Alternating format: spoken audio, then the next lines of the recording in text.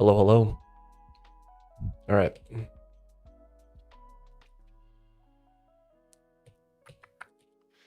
Let us see.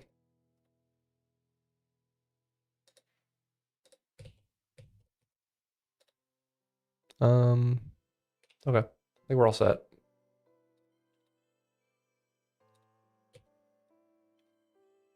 Hmm.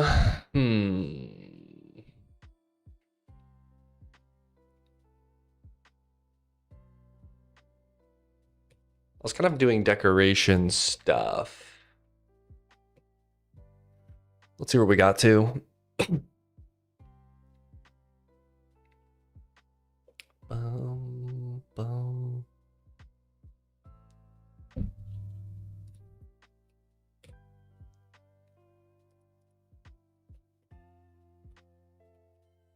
I think this one looks okay.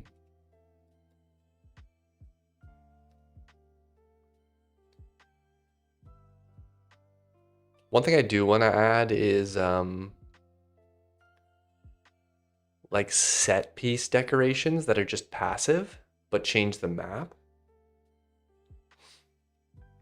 They don't have like a monster associated with it. It's just like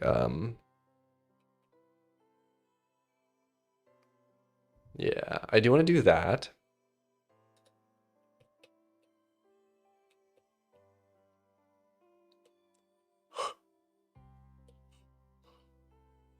I think these look a little weird. They look a little out of place. Like, it's just like, why would there be random mine tracks there?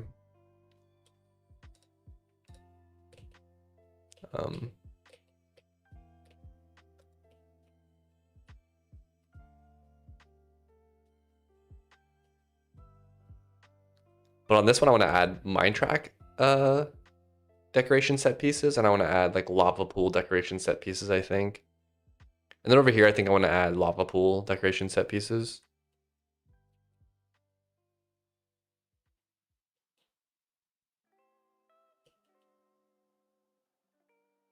I'm trying to think though.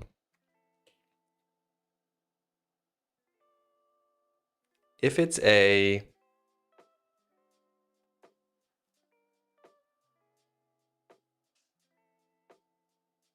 because right now these positions are selected by the server, and then because then the player doesn't know where they are.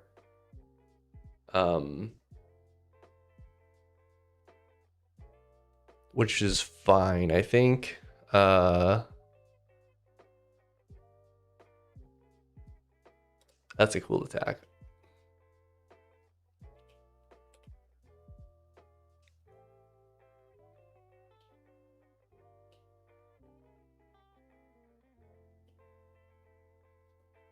Bum, bum, ba-dum, bum, ba-dum, bum.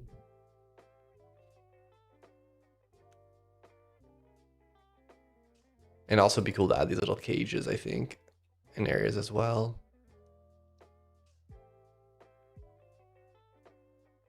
It's either that or I do like, what's up, you? How's it going?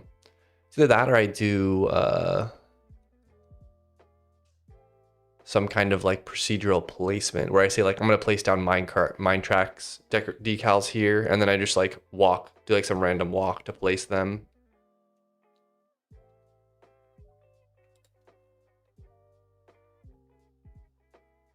I kind of like that because it makes more variety. Whereas if I do the set piece idea, it's like I design out something and that just gets plopped down.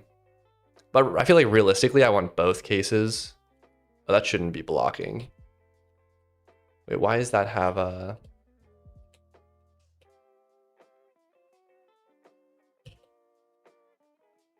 Oh, I see, because I did it for all of these.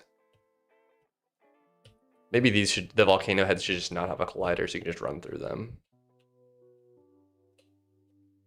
Because I don't think any of them are that tall, like the rock you run through. Let's fix that real quick.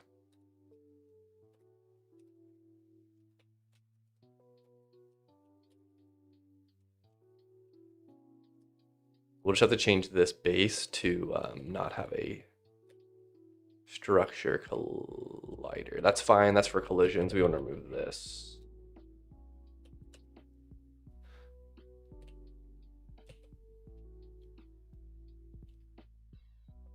Okay, I think that'll work. Yeah, I'm just kind of torn on how to do these at more advanced decorations. I feel like it's a general thing though that I want to do for every single biome. But essentially what I want is I want a way to like throw in tile modifications so I can place like mine carts down or something like that. Mine carts or lava pools or little things like that. And either I custom make it and then place it down, or I write an algorithm to do it. And honestly, I feel like the algorithm's not that hard, but I often think that it ends up being harder than I think. All right, we can now run through these, I believe. Perfect.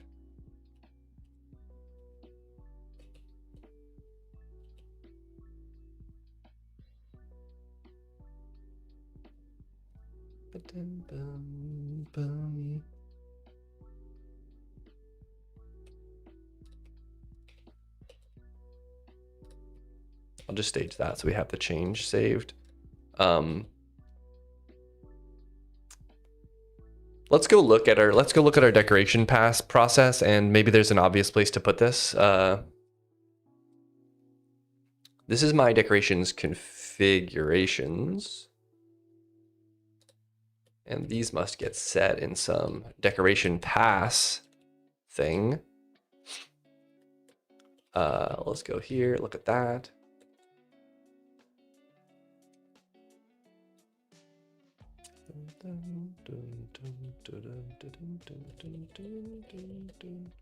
Cluster placement.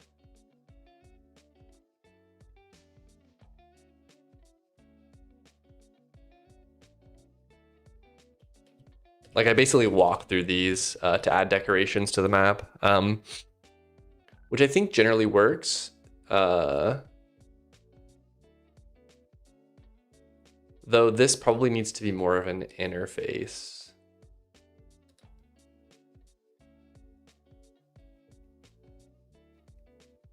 Like place decoration or place probably gets called, I don't know.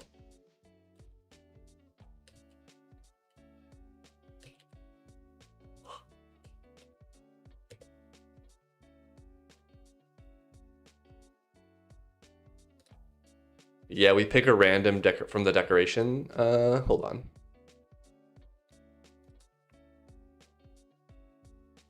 Oh, we get the list based off the tile we're on, and then we place down decorations. Yeah, I mean, it's a little bit more complicated than that, though, because it's... like, I almost need a whole region to place, to do, like, some kind of tile modification thing. But luckily, this passes the chunk loader. It passes the... oh, the current Poisson placement object. A seeded random number generator, and then the position that we're at, which is a regular position, and then the tile type that we're currently on.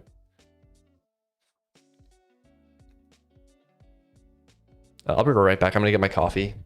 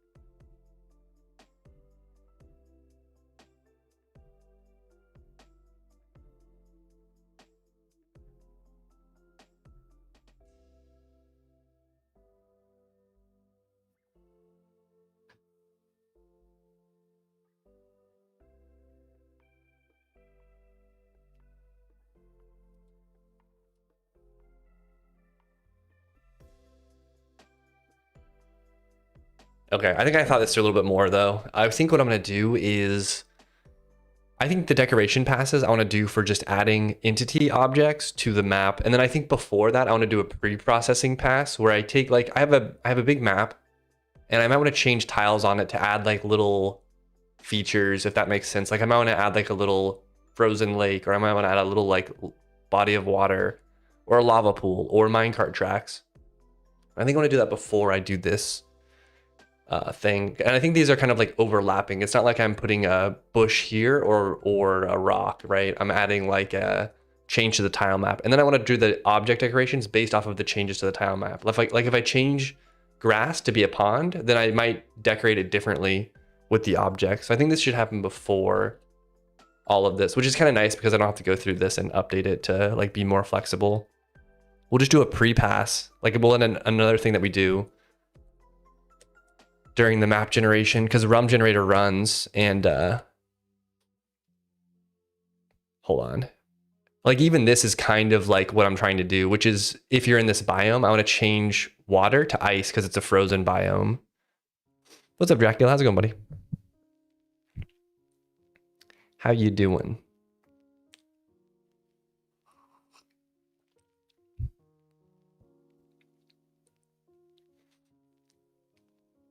Because we've already decided the biome. We've already placed the tile, but we might want to update the tile or add a decal tile on top of the tile. Just working. I'm doing the same. Doing the same.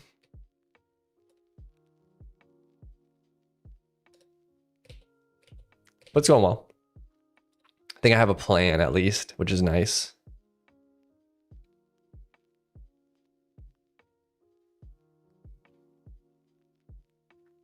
But mostly we're just working on reworking the tier 5 biomes. So we're gonna make another type that's kind of like this, but it'll be different. It's gonna be tile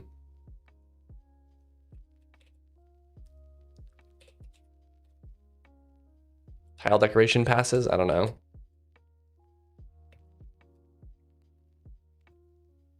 We'll make an interface for this as well. And the interface will just do different stuff, like place a lake or place a whatever, right?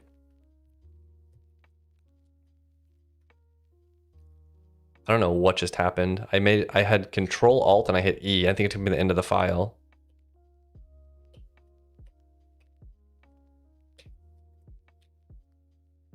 It's like, that's a feature that I do not want. I don't know. Maybe I should just go through and turn these off every time I mess them up. Another one is Alt L, like lowercases words. And I never want to do that.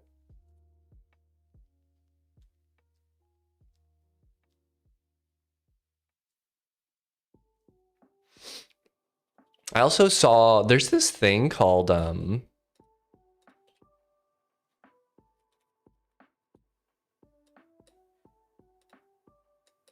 think it's called like charm.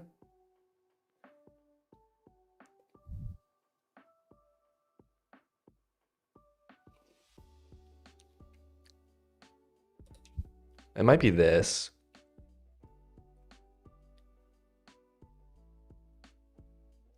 But it's like terminal layout things. It's like it's like for building terminal interfaces, you know? It's actually kind of crazy all the stuff they do. But I didn't realize they had all of this stuff. Happy, powerful little logger. But anyways, I was wondering, like, I wonder how hard it would be to build a little text editor with just the features that I want.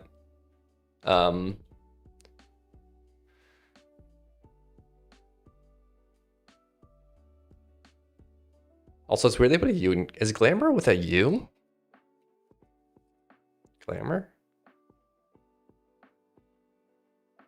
Maybe it is with a U. I don't know.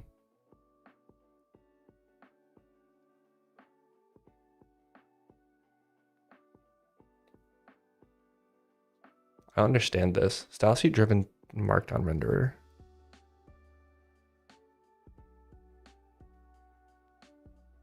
That's crazy. You can drag and drop these. That is wild. I didn't realize you could do all that. Anyways, that was a distraction. Back to tile decorations.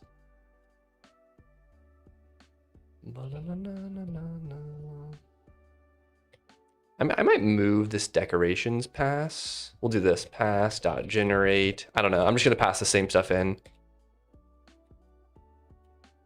The thing about this one though is I might branch into different chunks. I'm not sure though. I can't remember how I do chunk maps. I think I just chunk it for rendering. But I think it all gets loaded. No, it doesn't. It doesn't all get loaded. The thing is I generate a chunk dynamically, and it's hard to decorate across chunks, if that makes sense. Because like, let's say I add like a lava pool, like I can't really put it on a chunk boundary, because if one chunk's generated but the other one's not generated, then it doesn't really work. Why did you choose Golang for this project? I like Golang as a language. It's very minimal, so it kind of fits my personality. I'm like a minimalist type person, so I like that sort of stuff. And I think it's a performant language. I think there's like a few cases where like there's obviously going to be rough spots on everything. Go's not really a well-suited language for game development, in my opinion, though.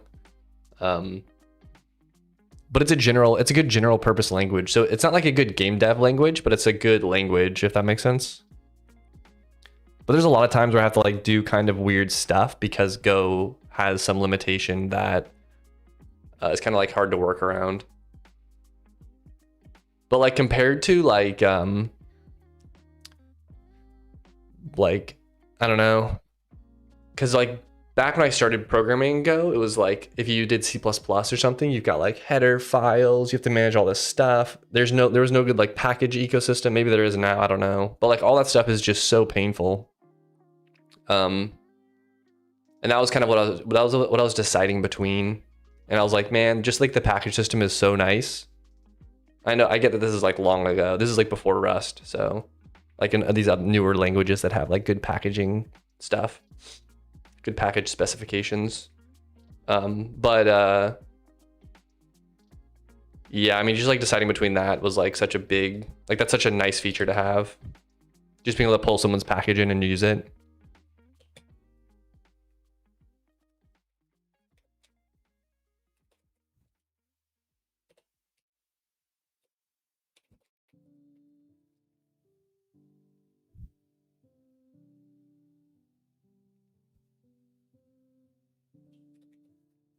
Me personally, I hate Rust. Didn't choose JavaScript, blazing fast language. I did try to make a web game in JavaScript before, and it was awful. That was back in like my OOP days, if that makes sense though. Yeah, I'm not a big Rust fan either, personally. I'm gonna rename this file.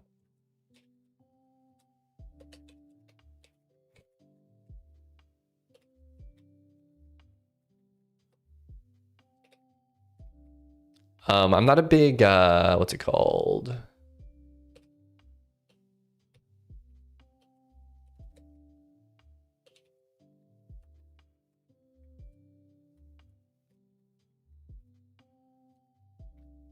I'm not a big Rust fan. I do like the idea of something like a borrow checker. I think Rust scopes the borrow checker more than I would want to have, or in terms of like lifetime tracking. Like I just don't want to deal with that. I understand that like there's kind of like this problem where when you call a function, you kind of lose track of the lifetimes of everything that goes into it. So the function kind of needs to say like what it assumes about lifetimes. It's just like really, it's just kind of painful. Like little things like that are really painful when you have to deal with them. So yeah, I don't know. That and like when I did a little bit of Rust just to like experiment with it, but when I had to do simple like string things, it was just like so painful. And like Go was, and because I was doing Go before that, like Go strings are so obvious compared to like Rust strings. And maybe I'm just like an idiot and I didn't understand like why they have all these different string types, but Like, golly, it was just so hard to work with. And it's like, the thing about programming is like, not like, I will say like 80% of your code doesn't have to be high performance. And then like 20% of your code has to be high performance. If that makes sense. So like having something like Go where it's super easy to write code and super easy to write code that's like medium high performance is super helpful. The problem with Go though is it's really hard to write high performance code. Like you're kind of just stuck with a garbage collector. Like there's not like a way around it. So like you just have to deal with that fact, right? So I don't know. It kind of is what it is. Right? You take your trade-offs. So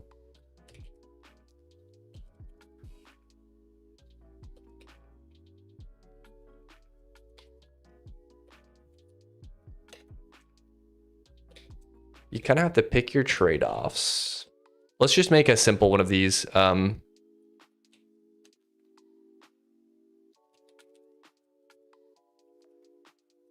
Why not disable it?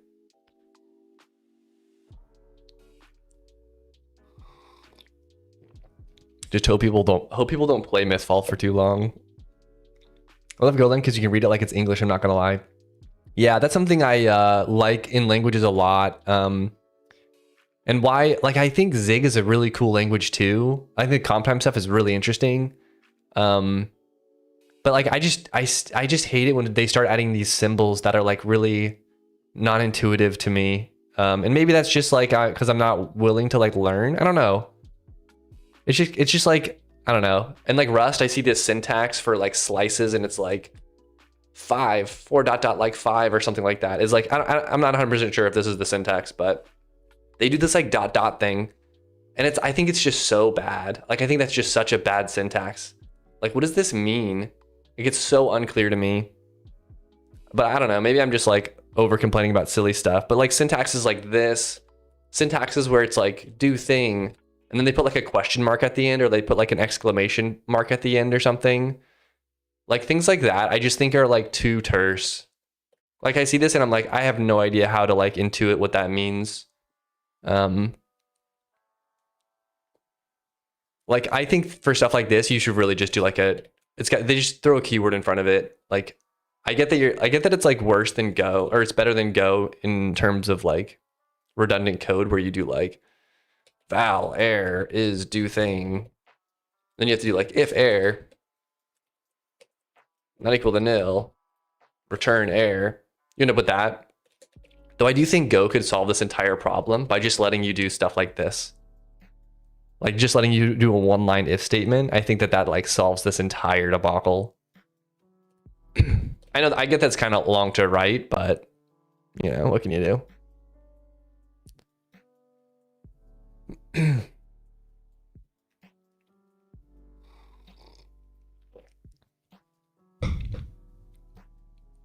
Yeah, but I don't like the syntax. I don't like when they throw like question marks at the end of things, or they put exclamation points at the end of things. Yeah, 6.7. Yeah, I think just stick what people are used to. And I think if you're making a language that's on top of C, then you should just stick to like kind of what C did. That's the same with Go. Oh, the channel. I think the channel syntax is also very weird. Yeah, I don't think they should have even like I think channel shouldn't have been a built-in thing, if that makes sense. Like I think it should have just been a standard library feature. I just like don't see why channel needed to be this like built-in thing. But I don't know. I guess because of switch syntax, like maybe because of the switches, like because you can do switch like X, what is it, like this or something? Is it that? Oh, it's like case, maybe it's case. I don't know. There's some like switch syntax that lets you do channel. Like I rarely use channels, to be honest. So like I mostly am using mutexes for things. And then I'll use channels if like I just want to defer some, well, when do I use channels? I use it sometimes to synchronize things. and then sometimes to just like push work to something else, if that makes sense. And like, I think for the synchronization thing, I think it's probably better to have like a different primitive than a channel. But if you use like a non-buffered channel, you can kind of like synchronize threads, right? But I think it's like, I think it's just like not a good way to do it, if that makes sense. I feel like, yeah, it should have been a struct or something like channel.get, channel.write. Yeah, I do think Go suffered a lot because it didn't launch with generics. And I think their generics implementation is not good still. I think they should just monomorphized it. I get that I'm like super biased because I make video games in Go, but come on. Like, yeah. I don't know. But yeah, I think the channel thing's not like, it's a ring buffer with like a mutex on it, right? Like that's what a channel is. And it's like, I don't understand like why this needs to be like a built-in language feature with like all these like weird things around, like, is it closed? Is it not closed? You can only close it once. If you close it twice, like you're going to crash. If you try to write to it and it's closed, like you're going to crash.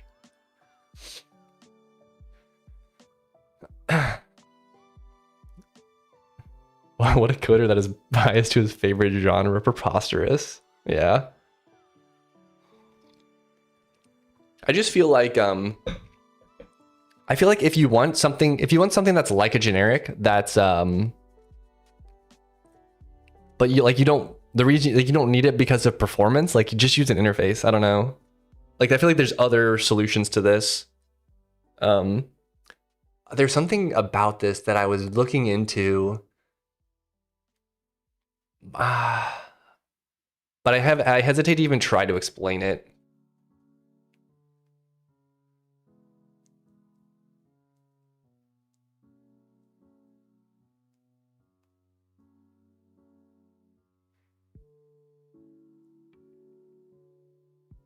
Nah, I don't think I can. I don't know. But I feel like there's a because I was kind of like, I've been like vibe coding this little programming language for fun on the side, and I was looking into just like learn about it, and like it would be cool to like vibe code a language and like make a small little video game out of it. I don't know, but anyways, it like transpiles to C. But I was looking into like comp time stuff because I like Zig's comp time stuff, and I was looking into like you can. Like, let's say you're making like a print function and you need to pass like generic fields to it. You could either pass like runtime typed information and do type introspection at runtime to know like how to print it out. Like if it's an int, you need to print it like a number. If it's a string, you print it like a string, et cetera, et cetera. You can do it that way, or you can also do it like the Zig way, which is like, they'll generate a new print function for every single type that gets passed to the print function. So they've like fully monomorphized it, right? So you can I feel like there's this like slider of like, you can fully monomorphize, you can do like runtime type introspection, which is like a little bit slower, but you don't have a bazillion of these functions out there. And I feel like there's like opportunity for languages to have both of these options available to the programmer. And I feel like if you're going to do something that's like a generic function, most of the time it's because you want to monomorphize it. So I don't know. I think if you don't want to monomorphize it, then you want to do like pass in any type to it and then type switch on it, right? And then you just use runtime type information to see what type it is and then print the right value based off of what it is. So I think if I'm trying to write a generic function that, I don't know. I don't know if I'm explaining this very well, but if I'm trying to write a generic function that I don't want a bazillion copies of, then I'm not going to make a generic function. I'm going to make any type function, right? But anyways.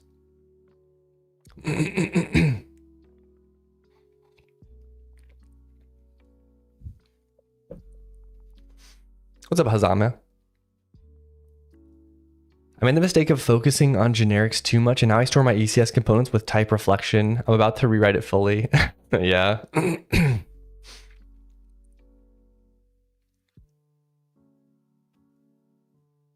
Well, the problem in Go is you can't really, I don't know if you're using Go, but the problem is Go is you can't really get good performance unless you use generics. Yeah. You can look, I don't know what ECS you're writing, but you can look at my ECS if you want. I think my strategy is pretty good. It uses generics very heavily though. I could link it to if you want. It's not like a super, like, it's not a perfect, yeah, I'll send it to you, hold on.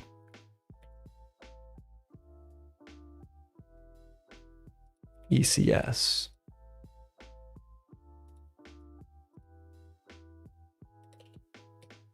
I mean, I think mine's the best ECS out there, but that's because I wrote it. It's just like when you build a library for yourself, it's like it solves exactly the problems you want, and then like you know how to use it, so it's but like I can understand how like you might look at mine and be like, oh, this doesn't do what I want, so like this is terrible. But you might look at how I do my generic stuff, and it might help you out. I was very inspired by Bevy though, so there's a lot of patterns in there that are like Bevy-like, if that makes sense. But yeah, Go has really bad generic type like stuff. Using Arch, I should look into that pattern. Oh yeah, I use archetypes, yeah. I think archetypes are just superior in general, yeah. When you said Arch, I thought like I'm using Arch Linux. I'm there's just so many words.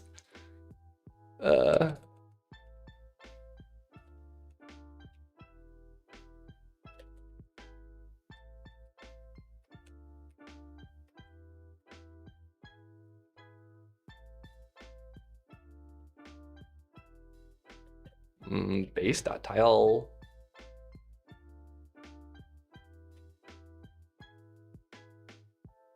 Oh, it might be level. One thing I will say about Go is I think interfaces have led me astray a lot of times. They'll like they'll cause me to lump code together because I have to satisfy an interface. I'll have to lump this code together. But it's like I don't really like want to lump this code together. I don't know. I always end up with a lot of package organizational problems because of interfaces, I feel like. I wish Go had enums.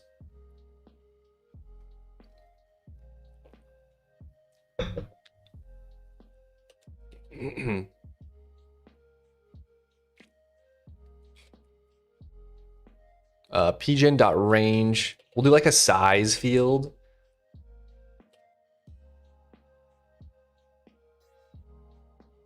All right, let's implement the generate function.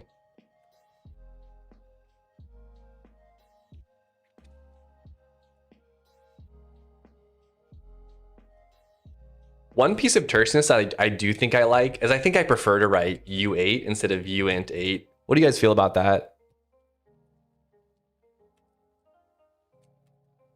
Do you think it's better? Do you like the short form U8 or uint8?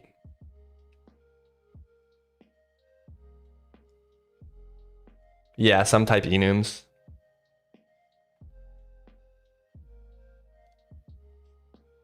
They solve so many problems. It's like it's hard to overstate like how many problems enums solve. You can almost like replace interfaces completely and just use enums.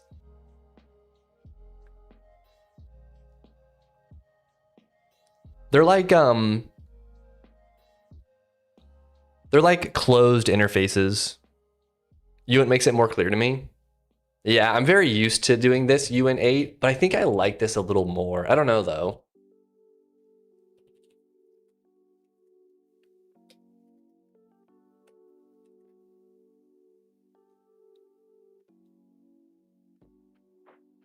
I don't know.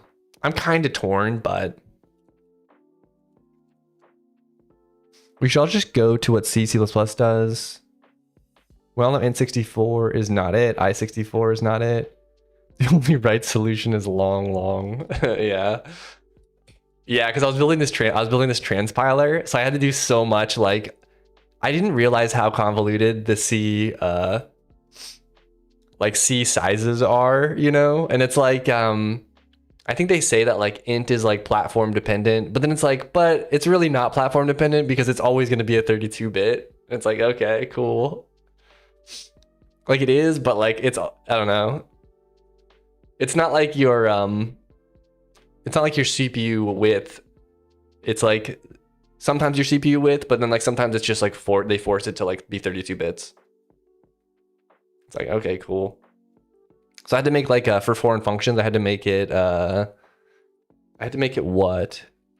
I had to make like a C int type, which just aliases to the C integer. But then I had to make my internal language's int type map to like the proper like whatever it's called, register width or whatever. Like if you're on a 64-bit machine, it's gonna be 64 bits. If you're on a 32-bit machine, it's 32 bits. But yeah, I didn't realize in C. I always thought in C that that's what it meant, but I was wrong. So.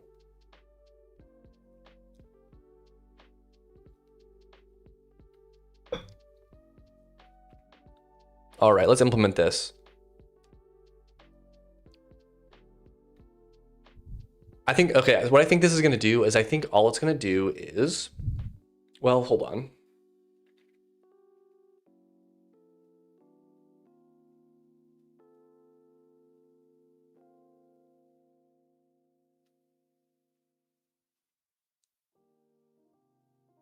I'm trying to think of how to place this.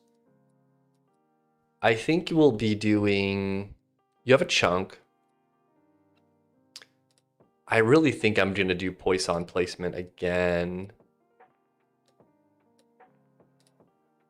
I'll pick a like this, and then I'll just like build out a little lake or something.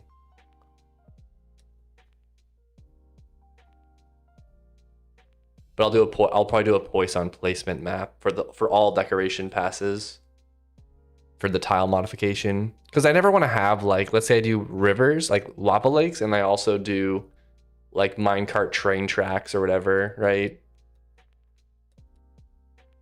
I probably will never want it to have them overlap. Like there probably needs to be some minimum distance between these two placements.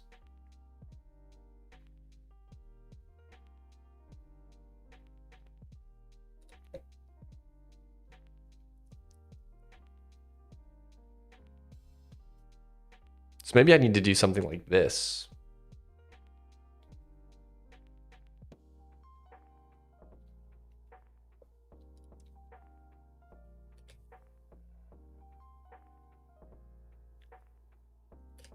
Yeah, I think I'm gonna change this slightly. I think I'm gonna change it to be this. We'll do a tile decoration pass. And this will have its decoration logic in it. We'll build a Poisson placement tracker. We'll loop through all of them.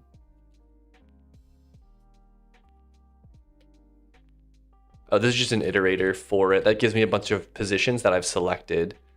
So that works. And then in here, this is going to be not a cluster placement. It'll be like a tile decorator.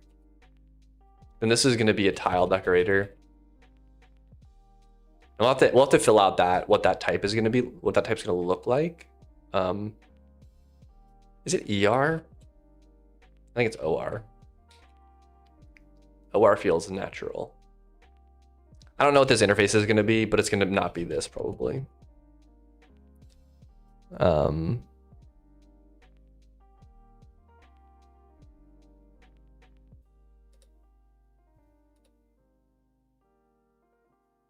Yeah, I mean, this is all the same pretty much.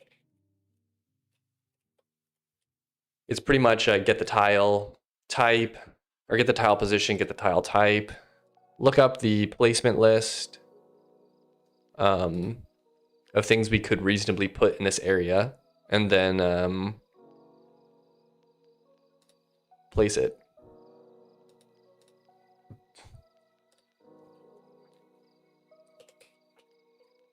So we can make the interface look like that.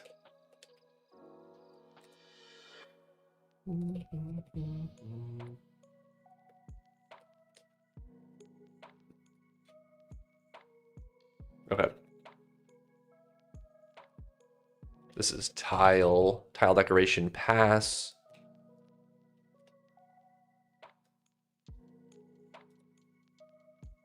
What is this? Cluster placement. Why is there an error?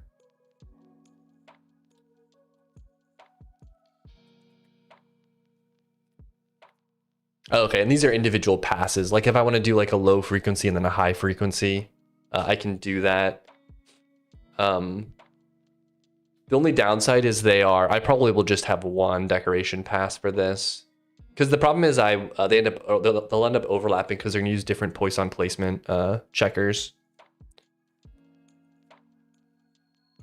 Because it only holds it for the context of this decoration pass. But I'll make it a list anyways, just because.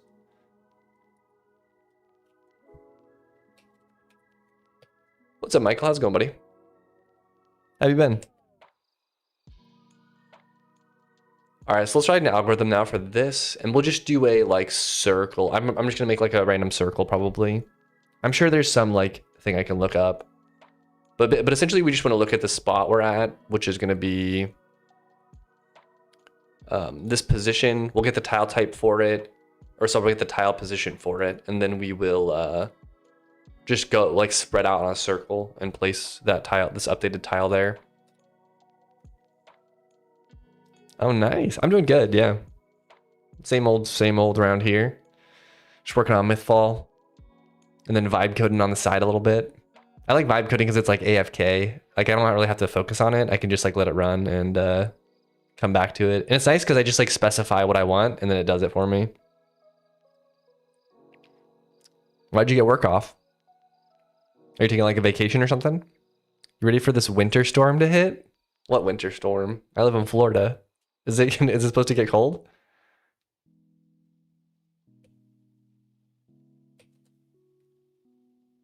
Boom, boom. Okay, we'll get the tile position.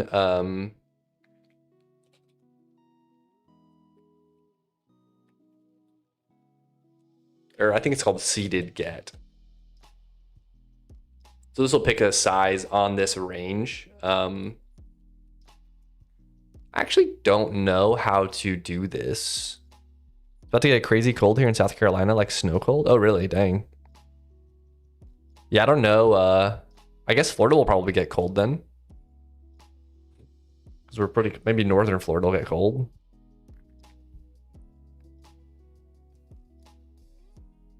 Actually, I don't mind it getting cold because it's so hot here all the time. It's like, it's kind of a nice change of pace when it's, also wintertime in Florida is just like the best period. It's like the best weather.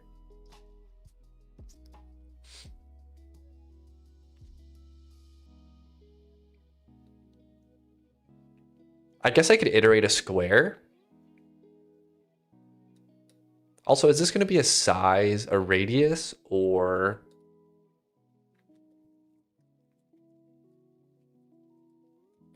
I'll call it a radius.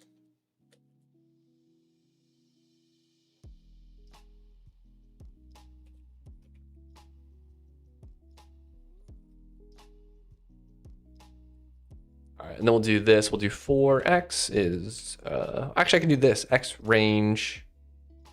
Oh no, I think I do need to do radius, negative radius. X is less than radius, x plus plus. We need the same thing for y.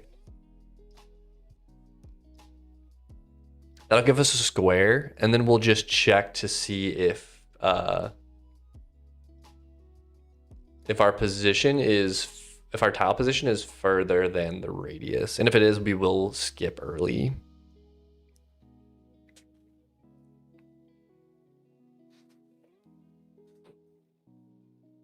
I got time off of work because I had to work over the holiday while everyone else was out doing some Git maintenance on our monorepo. All told, I reduced our repo size by 93%. Oh my gosh. Was it just people like committing binaries or something? And you're able to clean all that up, or how did it get so big?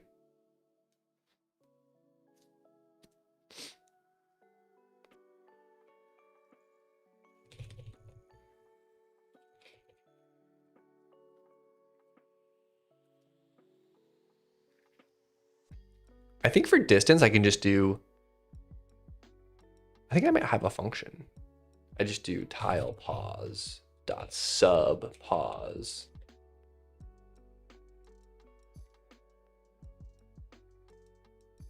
Manhattan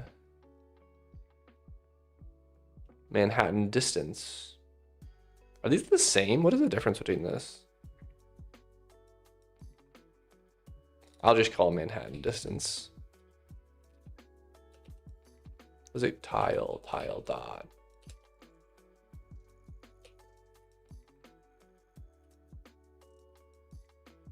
If dist is greater than radius,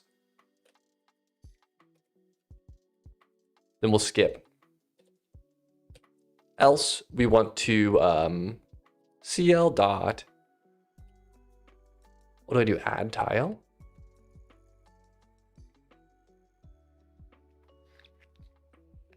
Binaries, PNGs, old. History that was deleted. Really stupid shit, yeah. Yeah, I could see that. And that seems really tragic for a mono repo where everybody's got to clone it. Do you guys use Git?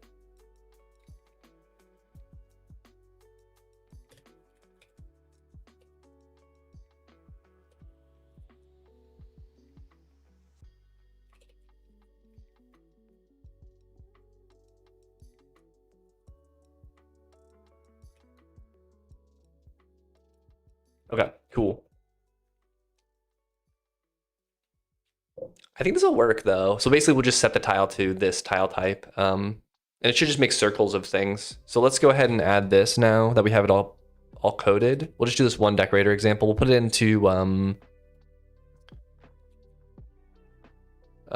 here.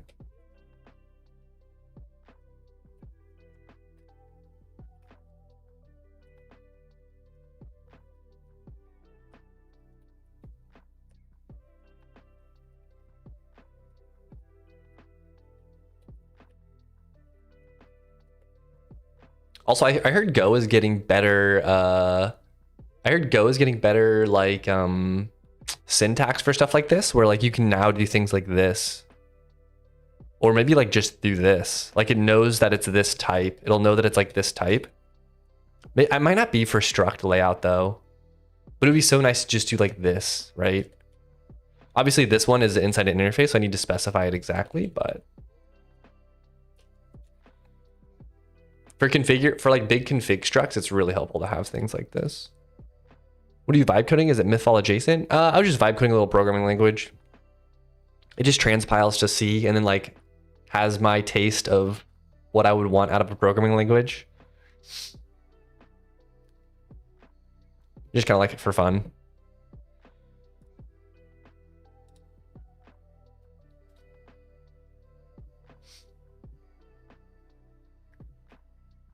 But yeah. It's like very Go. It's like a combination between Go, Odin, and Zig, I would say. But I haven't really cracked the memory side of how I want to manage memory for it. It's also like I haven't really used it because I've just been like, here's what I want.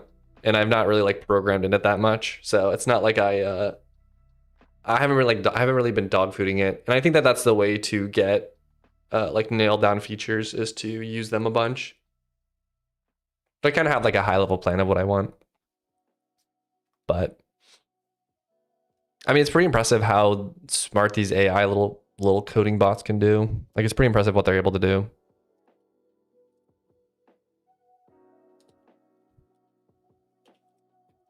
Am I spelling this wrong or something? What did I write?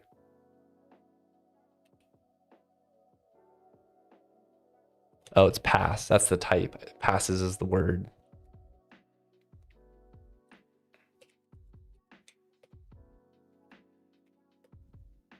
There we go. I also learned the other day that bin packing is a thing in Go, but it's determined by the order of struct properties. And the compiler handles the rest. Yeah, I think they always lay out memory in terms of the struct order. There's no like packed pragma or whatever like C has. Which I think C does the same thing, right? I did read that Rust will rewrite it for you though to pack it more efficiently. Which actually I kind of feel like I feel like that's the right choice. is to let the compiler pack it most efficiently.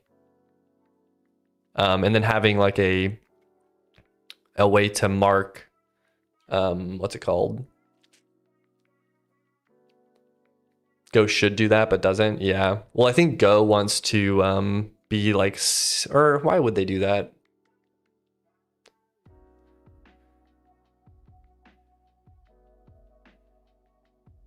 Yeah, I don't know. I guess because of like the only reason I think that you would not do that is because you want to have some kind of like you want to like simplify serialization or something. Like I think in C, what people do a lot of times. Yeah, I guess because of C. I don't know though, because that's what C did. But it seems like a bad choice in modern times. Like in my opinion, I don't think people should be serializing structs. Like I don't think you should lay out all your data in a struct and be like, oh, all right, this is like a serialized struct. I can understand that that's what people do in C a lot. But I don't know.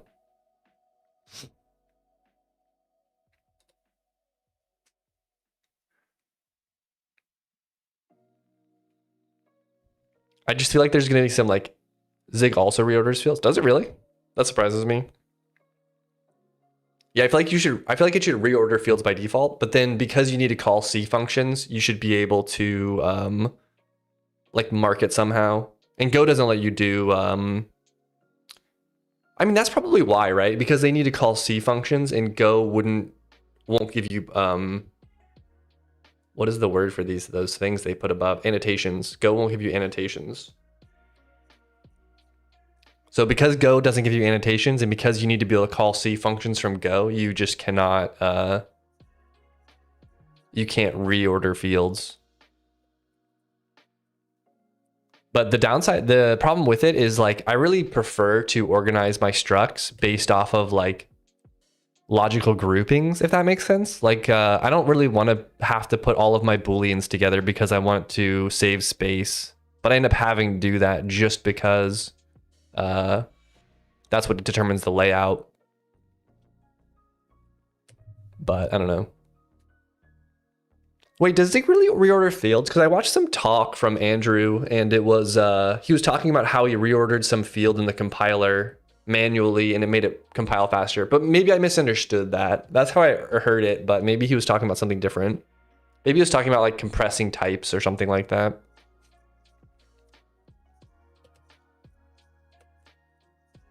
Tile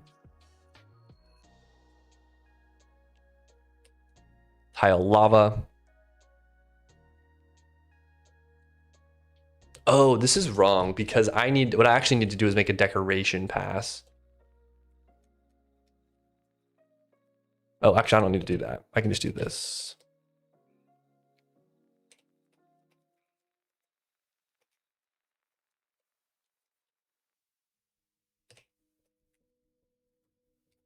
See, like this stuff is like so silly that I have to type this out.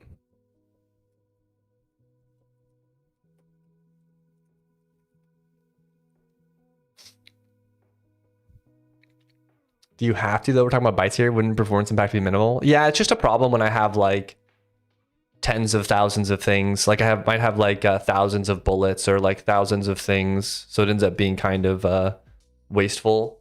But I mean, you're right most of the time for sure.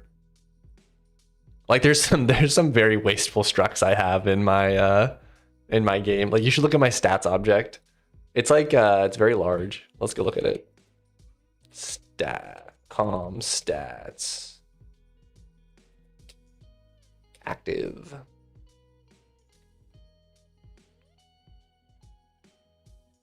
Wait, that's so small. Wait, what?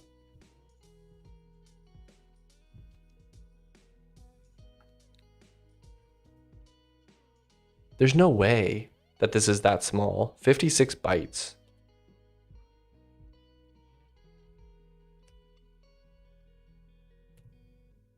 I just have so many of these, but I guess that's really not that many. I don't know. Maybe I was wrong. But yeah, I feel like redecorating is the way to go.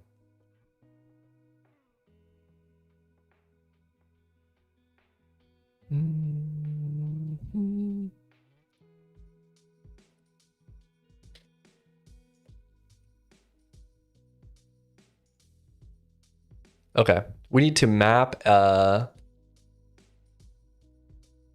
do tile ID dot,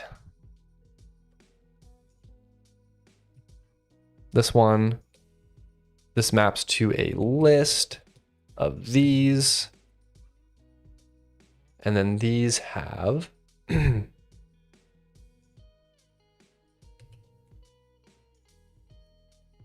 is terrible. Even I'm losing track of this.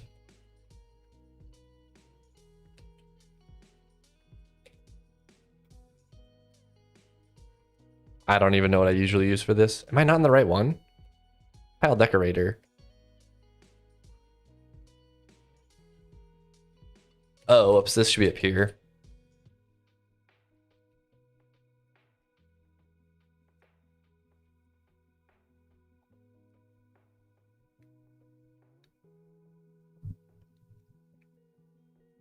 Oh, it's an option. Zig. Normal equals struct. Packed equals packed. I see. Okay.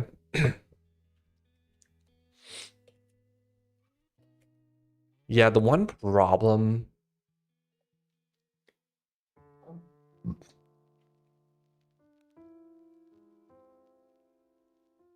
I might for this decoration pass thing, I might change it to use one voice on placement across every single pass. I might change it to do that.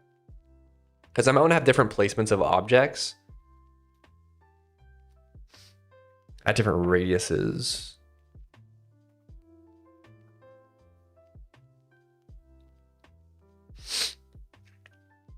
He's making it so I can run on my i386. True. Oh, I'm always thinking about you. I'm always thinking about performance. I don't feel like I'm a very performance-minded person, but I do see stuff like that, like struct ordering, and I think like, oh, I need to like make sure I don't do this wrong for some reason.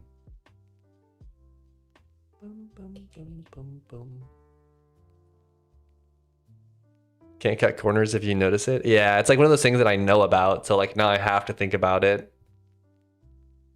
But I do very much prefer to organize things more organically for like how things combine. Like I want to put a mutex above like the things that it protects in a struct. And if I have multiple mutexes, I don't want to have to think about like, not that this case even matters at all because you're rarely having like tons and tons of them, but for like some very common types, like a projectile or something like that, I end up trying to compress it as much as possible. But it's kind of at the detriment of like it being understandable.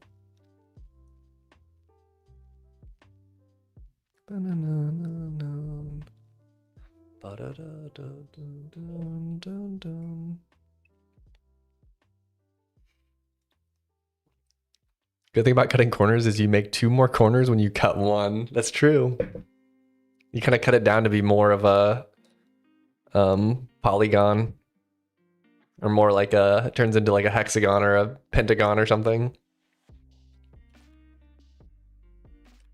Okay.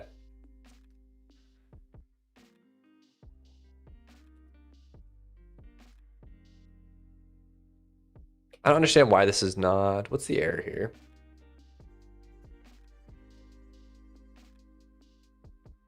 Oh, because it's a pointer receiver. Okay. All right, cool. Okay, so in the Sanguine Scars biome tile type, it should place some lava pools, but we all know how shoulds work out. I dig it, yeah. Yeah, I mean, the problem, like some things you just have a bunch of, so it's like you want to, and also projectiles are really complicated. Like there's so much like there's so many things you might need to configure on a projectile.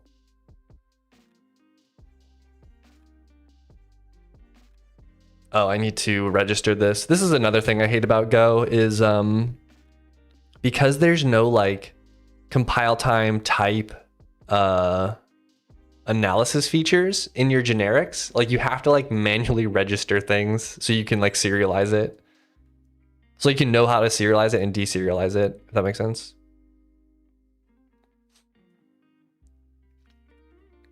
Where do I do this?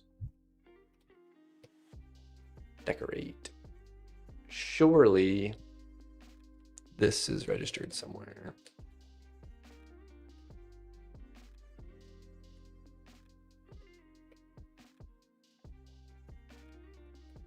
Actually, this might be a case though where I have to do it anyways, but no, because I feel like,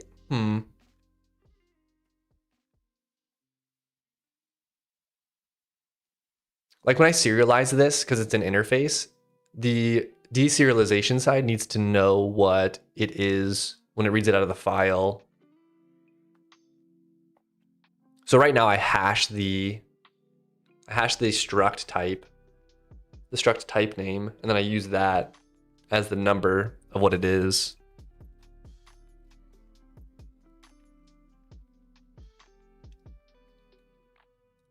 I just wish there was an easier way to do that. I don't really know what it is though. Reflection. I have done a little bit of reflection. It's kind of, I mean, it works, I guess. It does what it promises. If you played Tribes and CS, imagine them kind of combined. Oh wait, hold on. Arena FPS, I wanted the most efficient, least amount of code to be processed, considering I have to deal with inertia, movement, speed, etc. I see what you're saying now. Yeah. All right, let me know when you're back.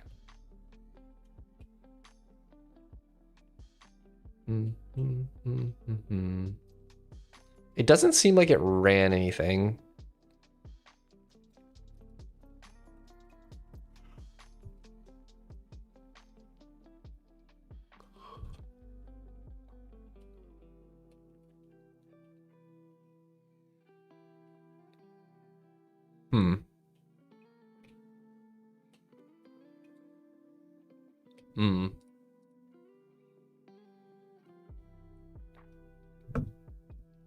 Yeah, I read your message. Welcome back.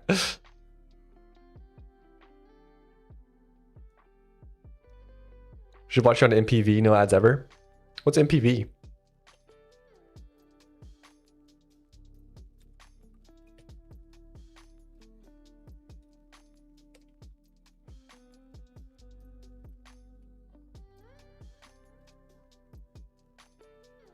I think this is the one.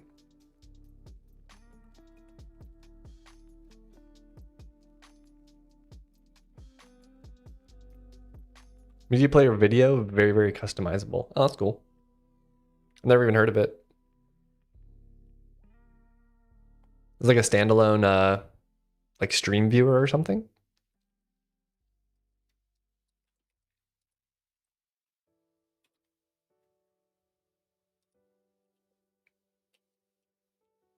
All right, I have the wrong string.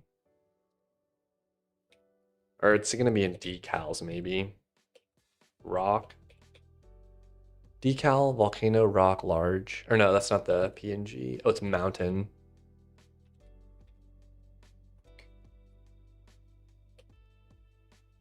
I can pipe Twitch or YouTube. Gotcha. Good to know.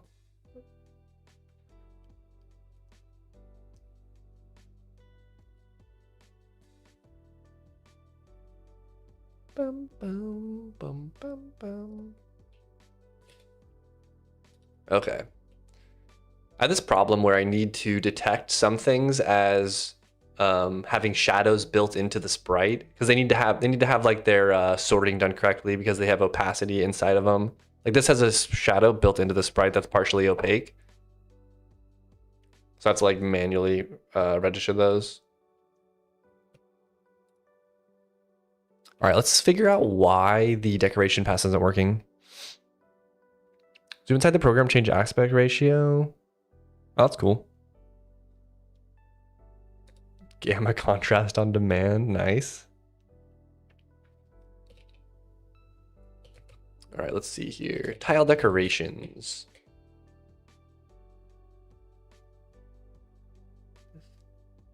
I mean, I would think this would work. I guess let's go through and add some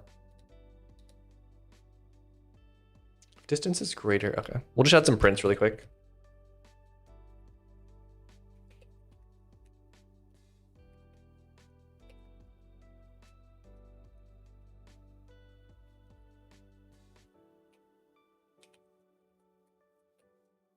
But it should be able to look up the tile type. All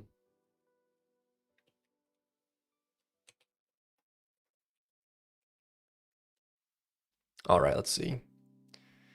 See how she do.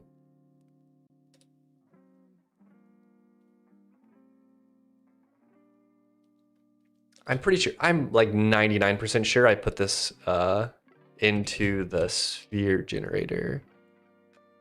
Yeah, we do run it at least. So. Okay.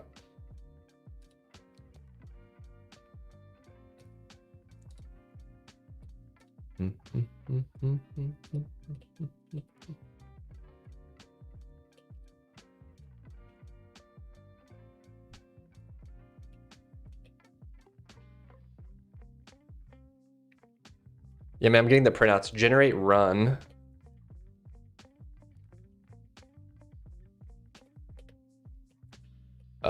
Tail -f cmd build log, or no, it's client.log. Okay. All right, let's see. It's getting to generate and run, but it's not running anything. So it should be going into place for the tile decorator.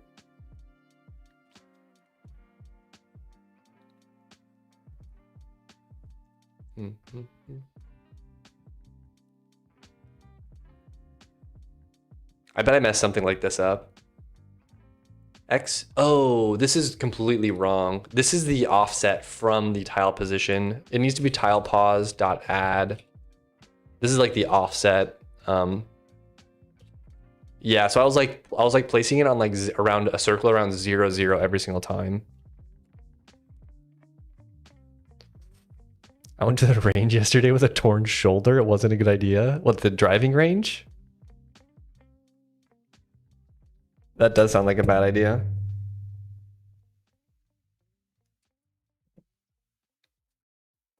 I play volleyball, so my shoulder's like always messed up. But sometimes you just have to do it. Sleep on your back, not on your side. I also sleep on my side too. I just prefer it. It's so much more comfortable. But I sleep on my back and side, I guess. Like I roll around a little bit.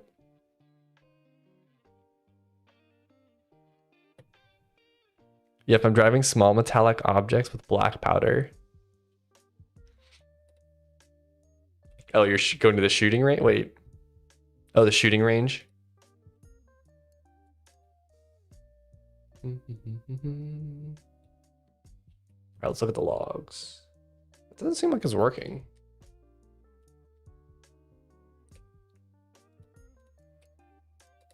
What did you shoot?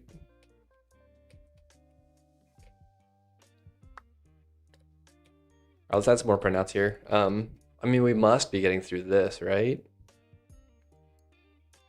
So let's just do this, pause. We're not even getting the check. Hold on.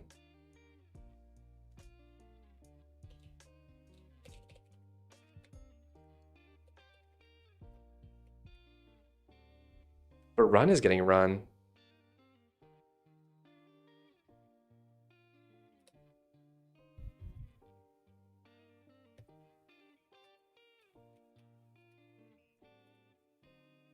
Unless, hold on. Oh, radius. I'm not setting radius. That's what it is. So it's just gonna return 0.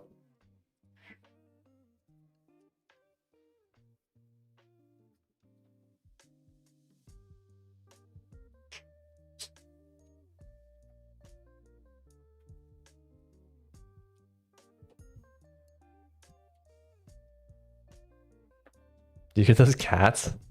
They're getting a little bit of a fight. I had to separate them. My SIG P365X macro TAC ops. That sounds cool. Let's Google it. I don't know anything about guns. Ooh. Sick. My brother has guns though. Me, I have keyboards. But shooting's fun. I've done it a few times. I've done like shotguns shooting clay. What are they, like the clay pigeon things? We had that like hand, you know those like dog throwing things that people have? It's like the little scooper thing. And you throw like a tennis ball and then your dog goes and gets it. We had something like that, but to throw the clay targets and then we'd shoot them. IBM till the day I die. I have keyboards and guns. I also spent 6 years in infantry. Oh yeah.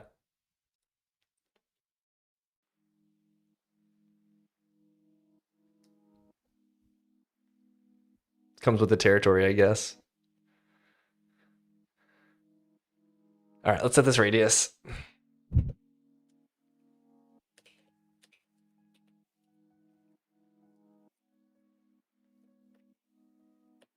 I wonder if I could just do this. No, I can't, I don't think. We'll go from like 5 to 15.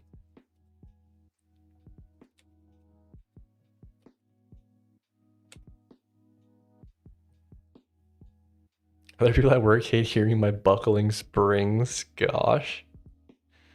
I would die. I do want to get a new keyboard. I don't need one, and I don't really want to reprogram it. I just want a new one that's already programmed with all the stuff that I have on this one.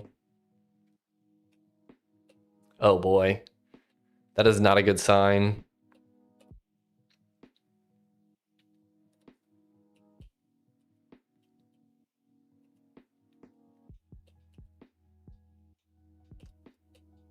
It's all like it placed lava everywhere.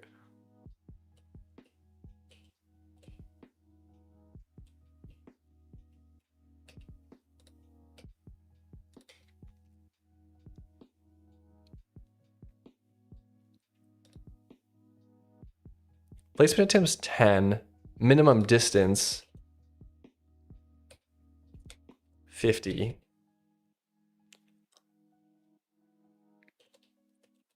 We'll make this smaller. We'll go from like 3 to 10 or something. I don't know. That's what Emacs binds are for. No, for no need to for a programmable keyboard. Yeah. I have to rebind caps lock though and stuff like that. I know you can and I have a weird keyboard too. I have a split keyboard, so I have thumb buttons. So I need to decide what the thumb buttons are going to be and stuff like that.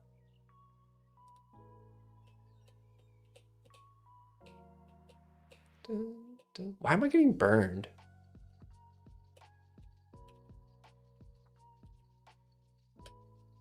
This is so strange. It's like, oh, when I teleported there, this wasn't loaded.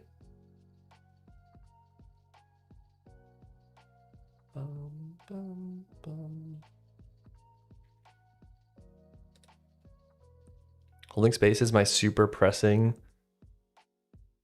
GL fast. Let's about to the other plane. Yeah, I have an Iris 6. It's pretty nice.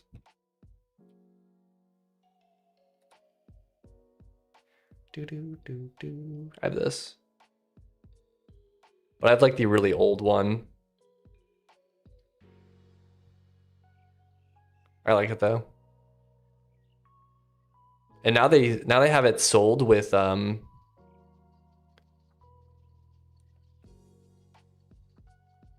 updated their website. It's a lot nicer now.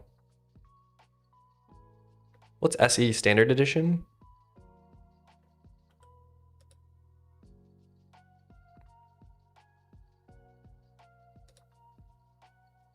Does this have the hot swappable? Oh no, this is solder them in. Oh, kit. What does it come with?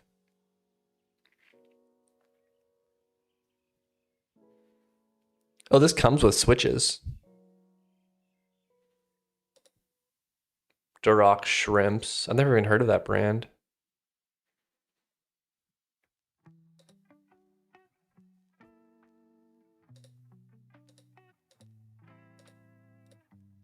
Bum, bum, bum, bum. Does it come with the hot swappable slots?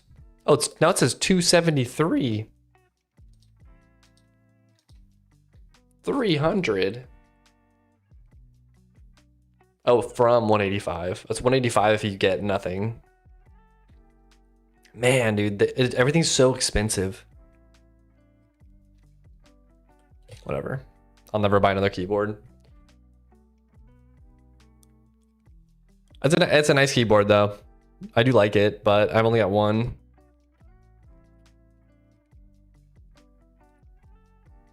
Oh yeah. Good old CXMC M Butterfly. I actually don't know what CXMC does. CXMC. Oh. Usually it's like MX Butterfly. Oh shoot. Do I do it? I'm scared it's gonna F up my repo or something. Hold on.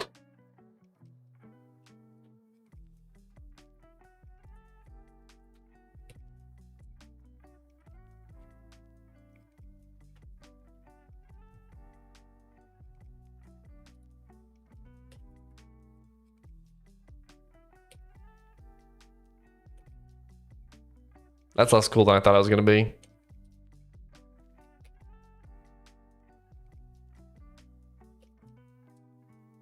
It's a little less cool than I thought it was gonna be, to be honest. I don't know what the CX part is or the MC. Fake Emacs user.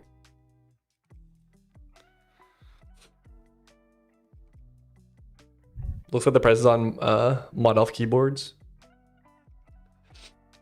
Yeah, I don't know why. I don't know when keyboards got it so expensive. Or maybe they are not, and it's because I feel like I feel like if you go on Amazon, you can get mechanical keyboards for really cheap nowadays. But they're like kind of cheap ones, I guess. But mechanical switches nonetheless. The problem is I want like a custom layout. Like I really like this iris layout, but I also don't want to pay $300 for it. But mine still works, so.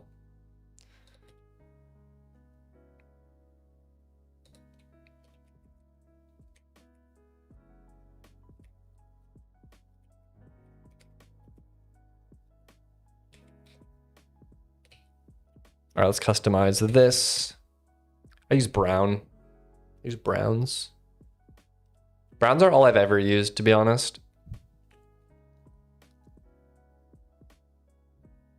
I've got two Keychron K9s. They work beautifully. I feel like I've looked this one up before.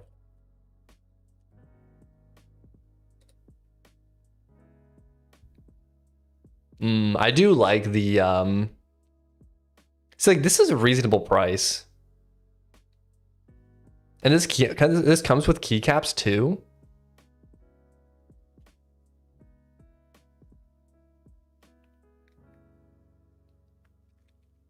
Like you see, like I would pay this if a new iris costed $100, I would buy it. I would just buy a new one. I'd buy like a low profile one or something like that. But like $300 is so much. I never strayed from the old query though. Stick with it. Honestly, I've had to go back. If I had to switch from buckling, I'd go browns. Yeah, I think browns is just a good like balance between, because I bought one of those switch testers. Reds felt a little too smooth. Like I just like having, I bottom my key presses out anyways, but I like feeling the little, I like feeling the, like it's a little bit more stuff going in there. Like, yeah, you're like pushing more through something. Yeah, the reds are just like, it's so smooth. It's just like too like, I don't know. It just ain't it.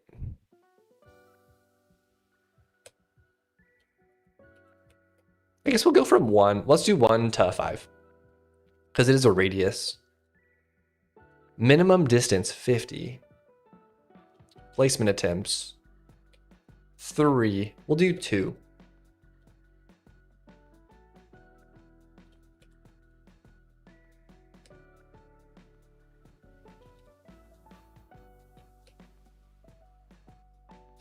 I must not be cultured enough, but I've never felt differences in switches, to be honest. Yeah, I mean, it's either you get a tactile switch, you get a clicking switch like a blue, a tactile switch like a brown, or a linear switch like a red. And other than that, it's just the weight of the switch, how heavy the spring is, like how hard you have to press. So if you want it to click, you get blues. If you want it to, they have like some that double click. When you it clicks when you push down, it clicks when you push up, when you release it.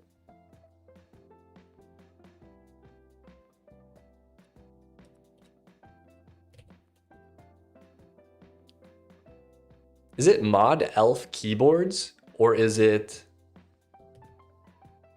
oh, it's model F keyboards. Oh my gosh. These are beefy.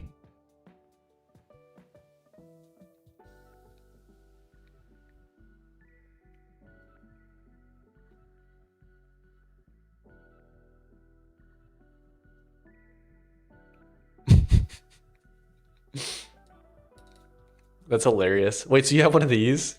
You're nuts. My keyboard weighs 7 pounds. I rest her in my lap. Her? That is very retro.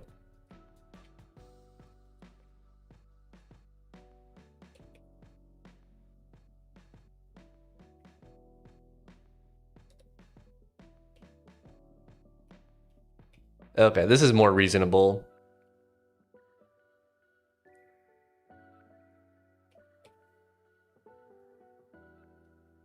Those are little things like this.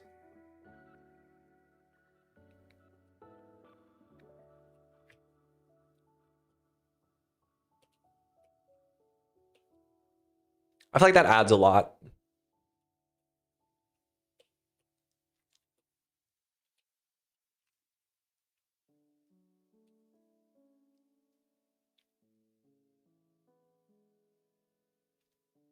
We also need to place lava bubbles as decorations.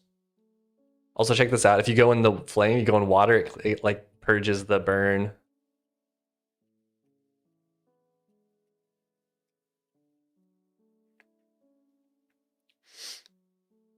I want the planet-sized keyboards used at nuclear facilities. Sadly, cost over 1,000.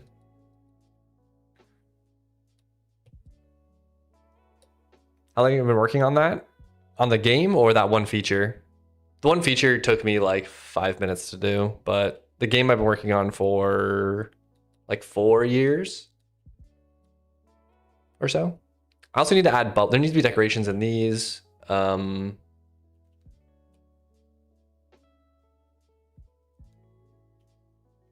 I think this in general looks good. Also, look at he can swim in the lava. That took like almost a whole day to get working. What game were you inspired by? Realm of the Mad God and like Enter the Gungeon, Archvale visually. But yeah, just like general bullet hells. But it's a bullet hell MMO, so it's like it's very much like Realm of the Mad God.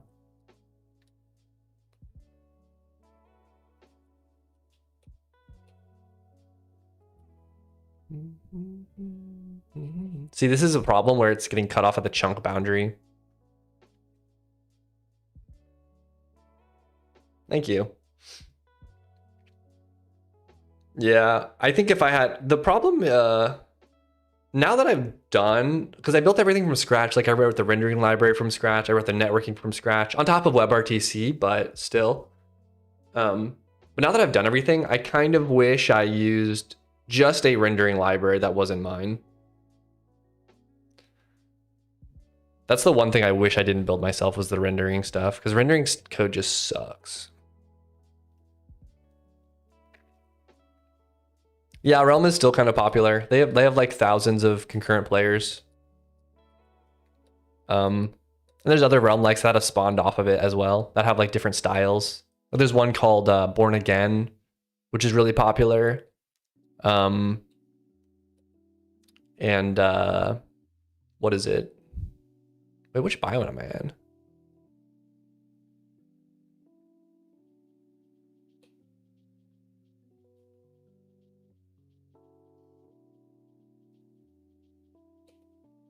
This is honestly pretty decent lava placement, I feel like.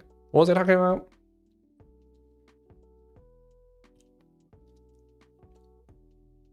Oh yeah, Born Again is like more like a melee version. Like I think it's more close combat sort of deal. There are a few of us that have left. Us left that have been here since the ancient texts were first spoken. Yeah, you've been around a while, Michael. Rel made appeal to random event bosses and many players are in the same room to play it. Yeah, that's definitely something I want to go for. Is it's something I don't have too much of right now. Mostly I have these set piece bosses. Like if you see these little icons, these are different bosses that are spawned. And I just, in the dev mode, I let myself teleport to them. This was a teleporter beacon, but is the game going to be locked at 60 for physics-wise, or can I up it? The game is locked physics-wise because it's deterministic, but render rate is unlocked, so you can render at a faster rate. But the physics has to run at the exact same speed that it runs on the client and the server. So, but the actual render frame rate will be visually smoothed across multiple frames, if that makes sense. So, all right, I need to add notes here. Hold on.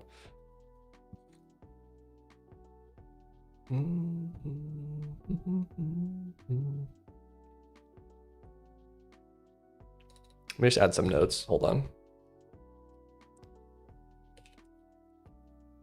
We need to add lava bubble decorations to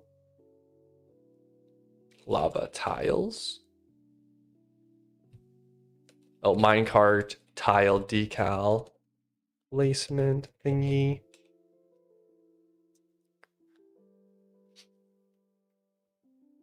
This is using WebAssembly, right? Yeah, I compile a web version. You can play at mythfall.com.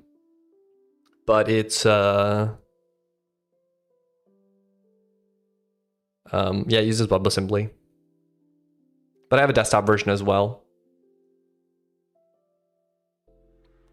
The important question, can we run on an Apple II? No Mac support yet.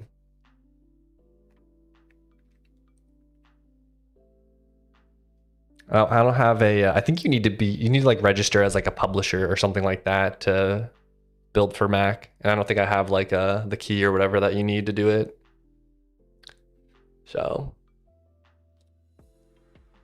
yeah, rip Mac users. They can play online, or they can play on the browser, I guess. I want to remove these because this was my first attempt, was just like placing random of these things around. I just think they look out of place though.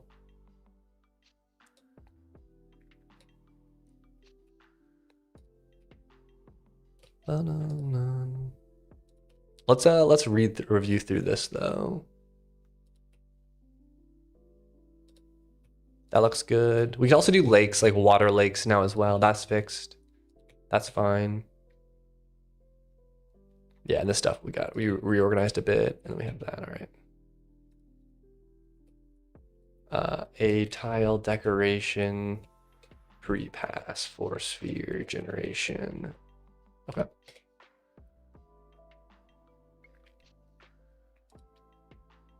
Bum bum bum bum.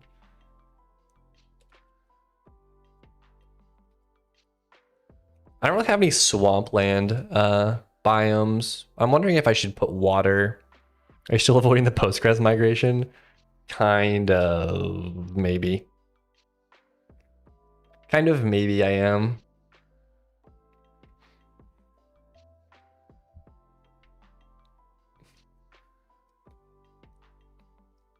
Do do do do do do do do do do.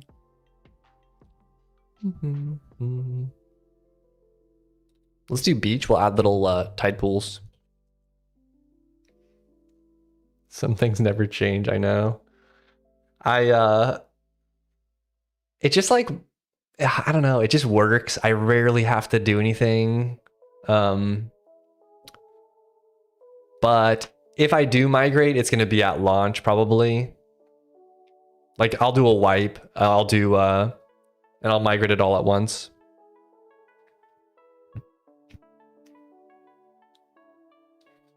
Are you playing for a Steam release? I am, yeah. Sometime this year. TBD, but this year.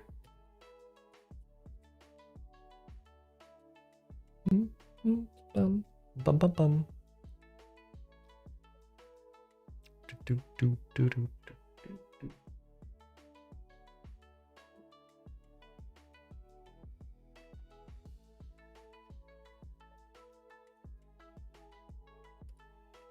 Yeah, there's a play test available on Steam if you guys want to play test it.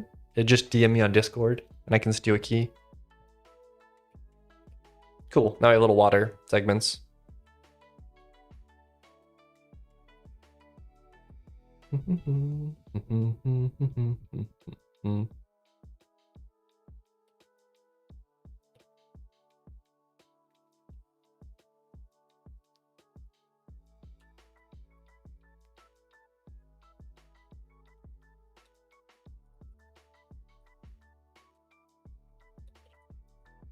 I want to change, I want to upgrade this though. I want it to be more of a, I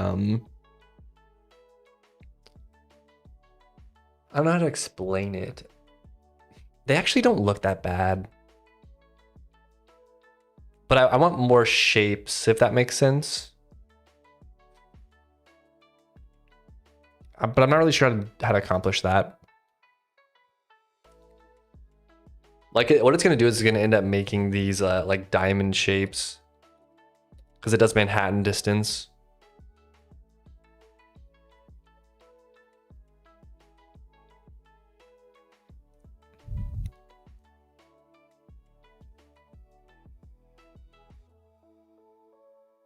What I could maybe do is I could have two radiuses, a fill radius, and then I could have like a splotchy radius around that fill radius.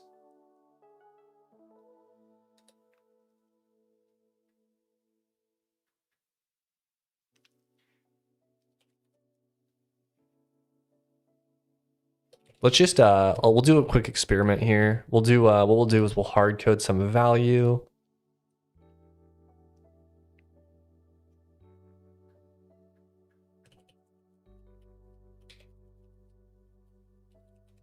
We'll say if dist is greater than radius plus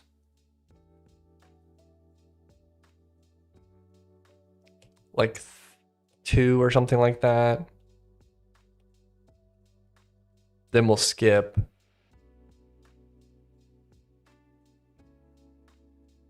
Else we'll do like 50% of the time we'll fill. We'll just do like, is that really not a, oh no, it's RNG.float64.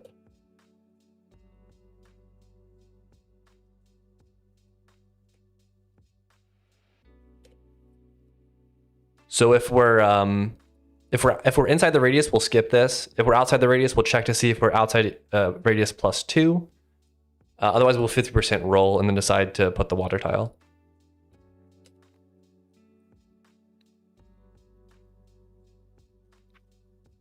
Like you said, with fill radius, you could have, let's say, 5 presets and morph around, like shape-wise. That is true.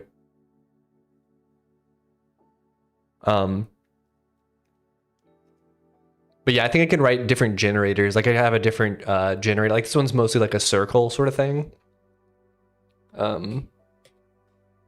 There we go. That looks pretty good, I think. Like it at least adds a little bit more width to it.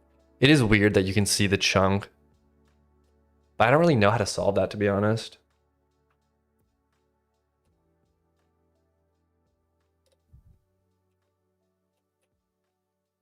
Are you using Golang for everything? Yeah. For everything. Though I have toyed with the idea of moving to Raylib for rendering. At least it breaks it up a bit.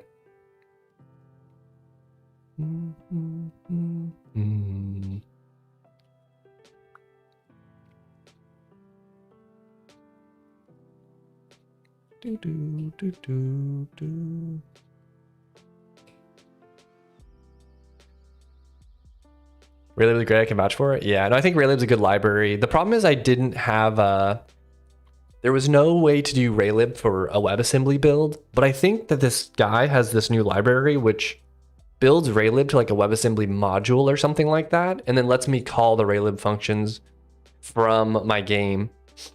So I load it as like a separate thing, and then like it gets loaded as a separate WebAssembly module, and then I'm able to what's it called?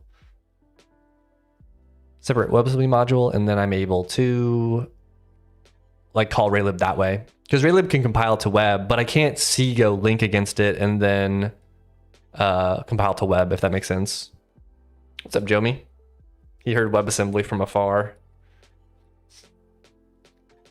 Yeah, shapewise example 1 to 15 separate block, 16 to 30, etc. All different types. I don't know Golang, sorry. Hope you know what I mean. Yeah, I know what you mean, I think. Like, for example, I could have a different mode. Instead of doing a circle, it like does a diagonal or something and like expands around it. So it's more like a fissure or something. Like I can have different algorithms to generate the places that I put it. Yeah, that's what you're saying. I don't know if you can Raylib WebAssembly with Go, but C WebAssembly builder is pretty straightforward. Yeah, Go can't link against C libraries and build for WebAssembly. But there's it's like brown something. Oh, brown. It was right there. Oh, here it is. This is the repo I was looking at. And the Go bindings for Raylib have not been able to compile for a decade, so I did it myself. And I was so confused on how this works, but I'm pretty sure I'm not 100% sure I know how it works, but oh, because this needs to run in the render loop, I guess.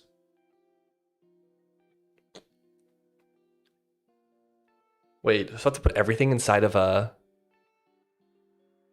See, I feel like the render loop shouldn't be the thing that controls my application. I want to control my application and call render functions and then vsync manually. But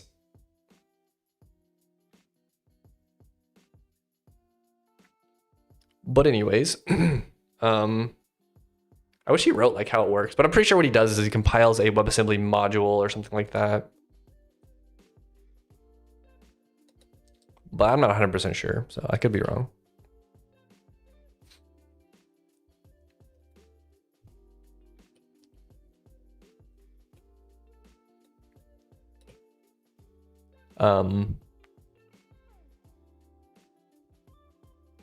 I'll be right back. I'm gonna go get some oatmeal.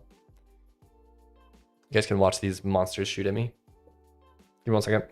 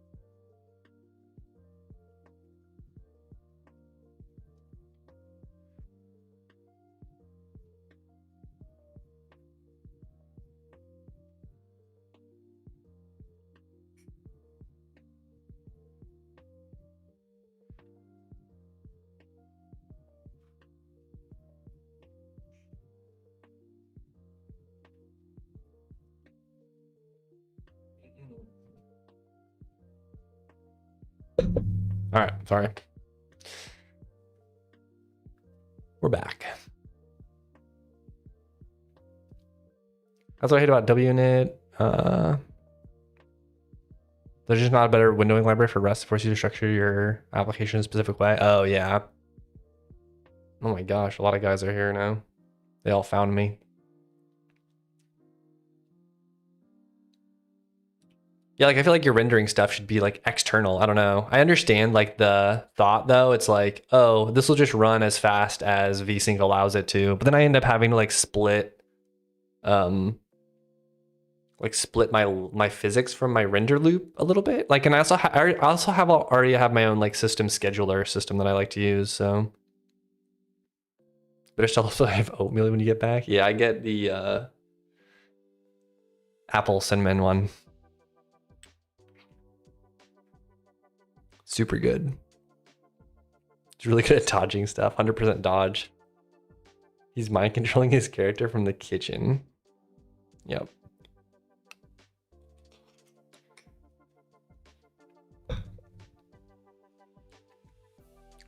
Okay.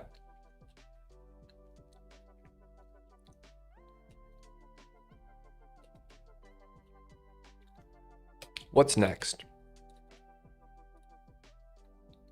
Minecart tile. Let's do that one next. Or really, we could do the lava bubbles. I might just hardcode this for now.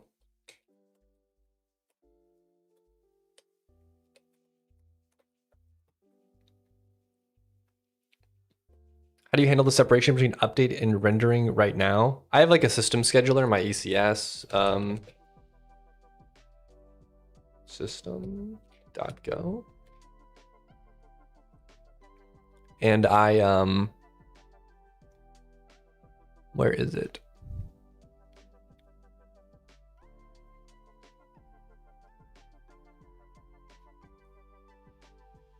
I have different stages in my scheduler that run, and they run at different, what's it called?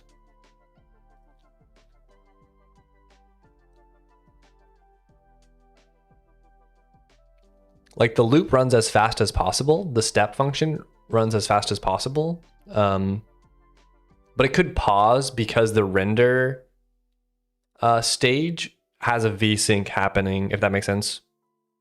And the render stuff, it kind of accumulates time, and then the physics stuff kind of consumes that time that the render was running for. It's very much like Fix My Time. If you've ever read that article, Fix My Time Step, it's like that system basically. But it works pretty well.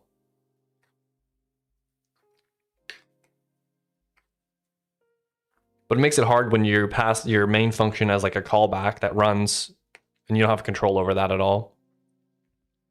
So.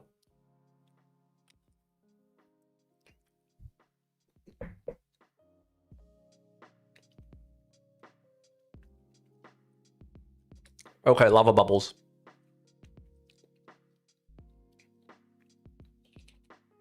We'll put in the low frequency decal pass.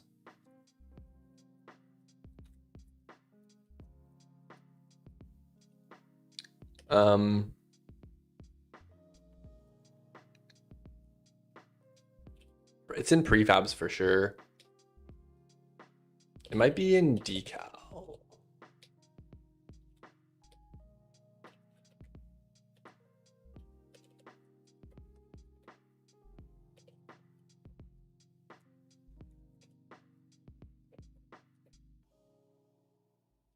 Did he use dot? Oh, this is a thing. Wait, why doesn't this work?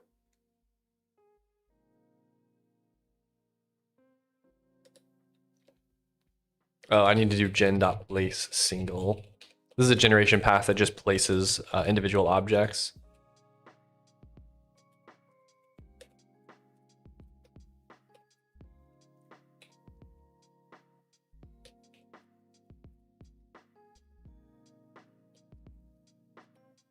Let's see.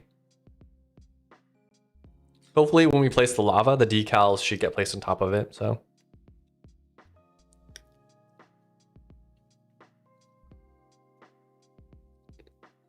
Been having fun with compute shaders. Maybe I'll actually finish a game for once. Yeah, right. I'm just messing. I believe in you. If anyone can do it, Jomi can do it.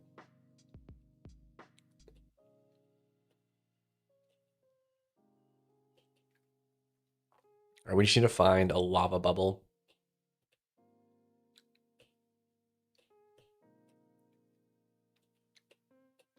Maybe this should be a high frequency thing, huh?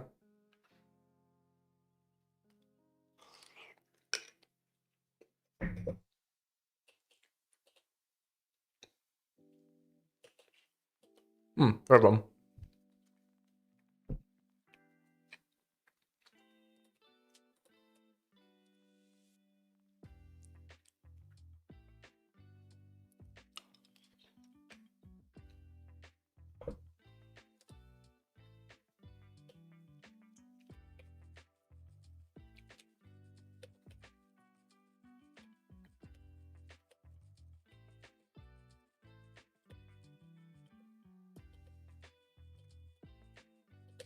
I'm probably putting it here. I don't know.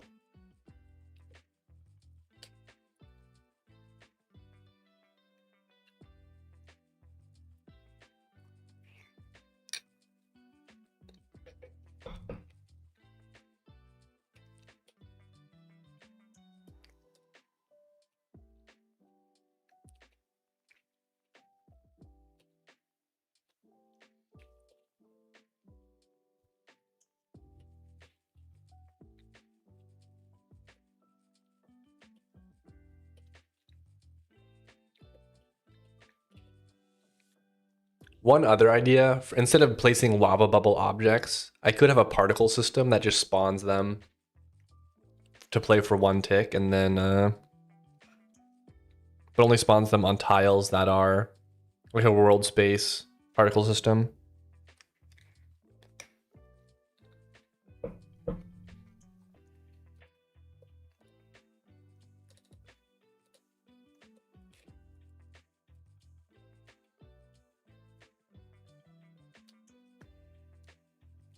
I don't know.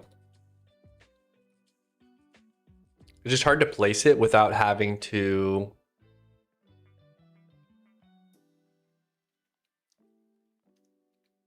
No, because I guess the same amount of stuff is run. But it needs to find, it like needs to get placed on a, it's just hard. It's like a low probability event has to happen for it to place.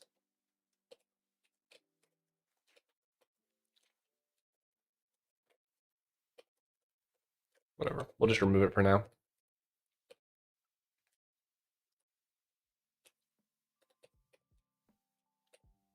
That's fine, okay. So we'll do the minecart layout algorithm next.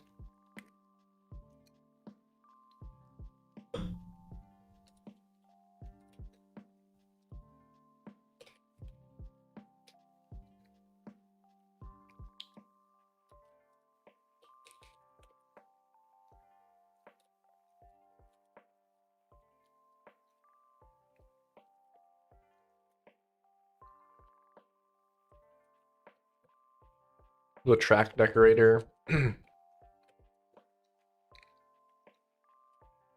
don't really know how to do this. What I was thinking of doing was having I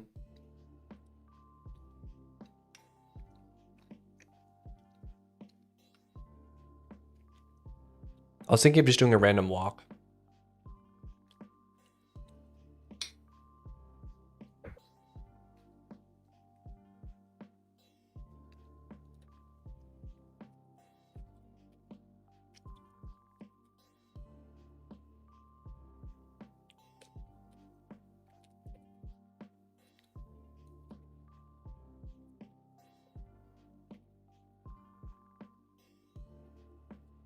Do I have a function that does this in Pgen?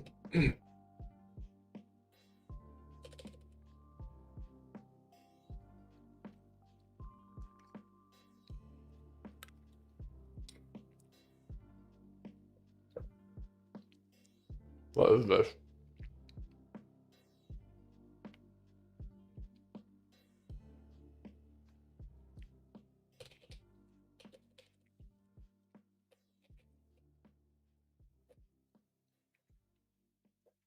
Hmm.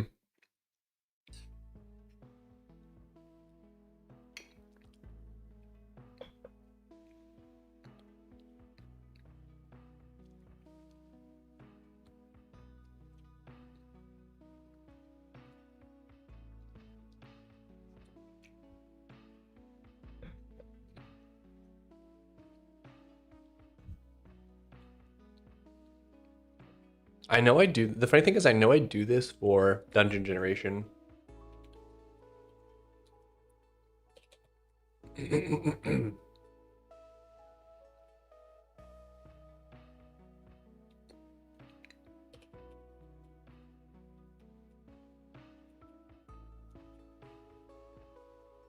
are for generating dungeons. I don't know if I really want to use this for.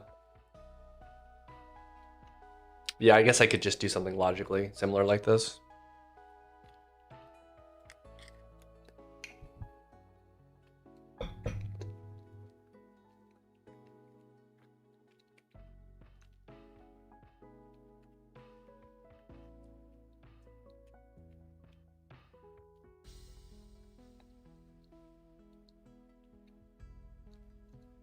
Yeah, okay. I see it now. This will be the last position we walked, and then we're gonna loop through the length times, and we'll just do 10 attempts to try to find a next movement location. And I think we just want to make sure we don't double back on anything. Not that it's that big of a problem. Maybe it's okay.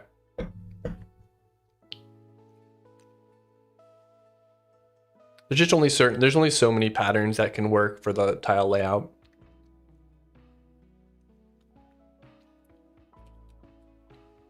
Let's just see how it looks like without this. So we'll do this. We'll do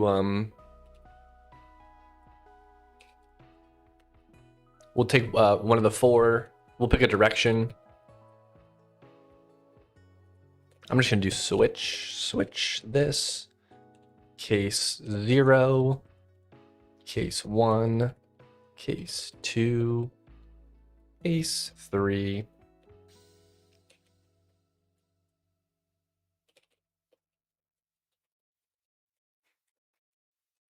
I'll just be explicit with that. Okay.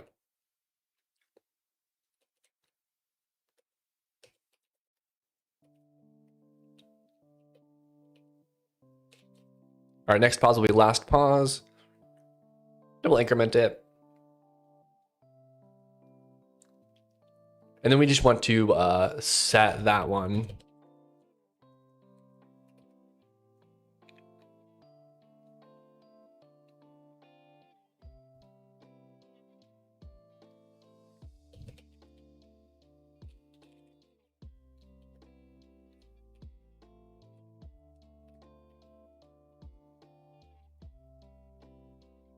All right, let's try to add this to our sphere.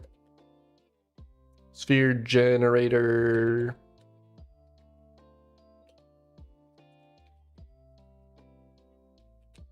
Tile ID dot tile scorched summit.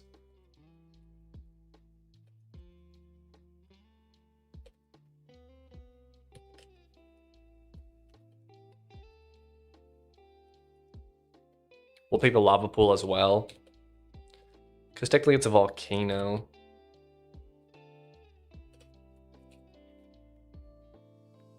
I should rename that one.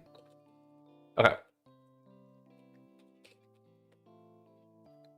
This needs to get placed onto the decoration layer though, which is a little bit trickier. But for now, I'm just going to test it, so we'll see. So it'll be a tile ID dot tile tracks,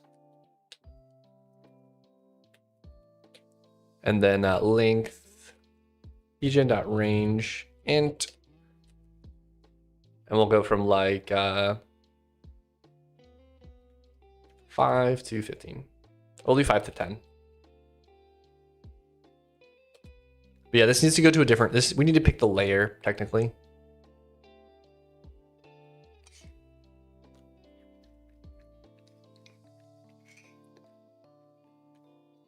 Arena FPS with crouch sliding weapons like Quake. Well, that's cool. Throw your gun and jump on top of it. Oh.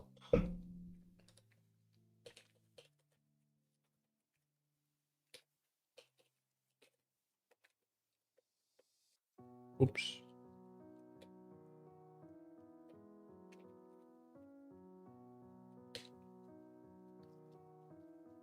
Grappler change with direction with a worm mid-app. Plasma gun. That's kind of cool. Are you making the game just for fun, or are you making it to sell it?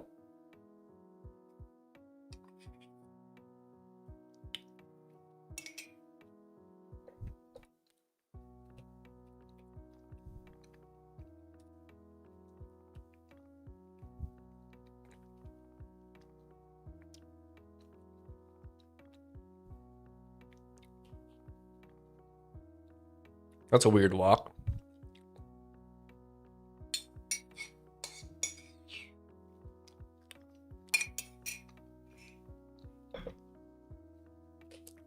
Did I use the wrong one? I'm not placing the 0-0.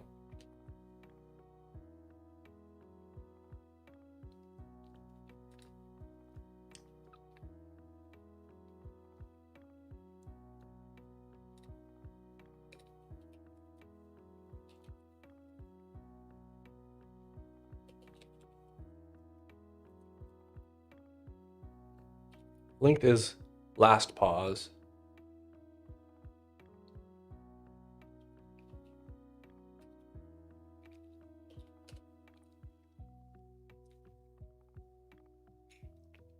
For fun or $2. I don't know yet.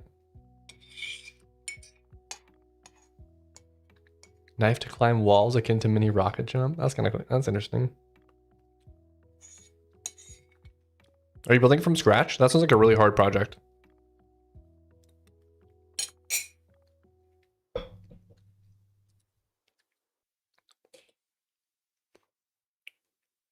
I want to revitalize the arena FPS genre. I do feel like some shooter games try to be too realistic, and it's like I don't really want to play a realistic shooter. I just want to.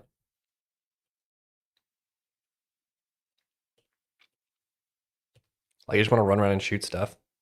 From scratch C library? Oh, that's sweet.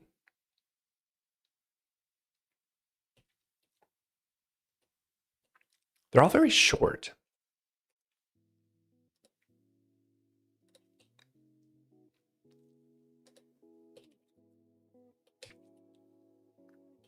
I'm going 5.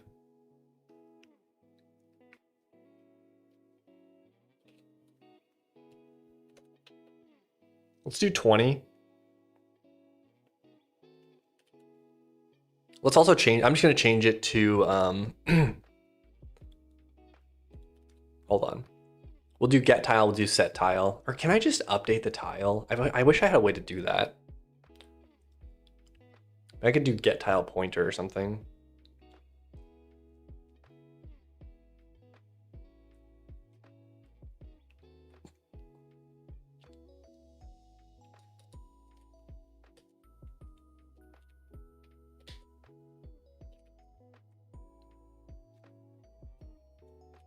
I guess it's just this. Pause. If not okay. I mean, it should always be the case because we.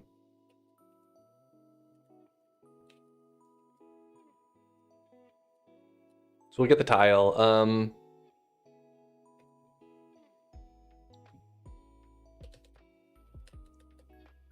Or can I do, is there like a set function? I guess I don't. I'll do layer.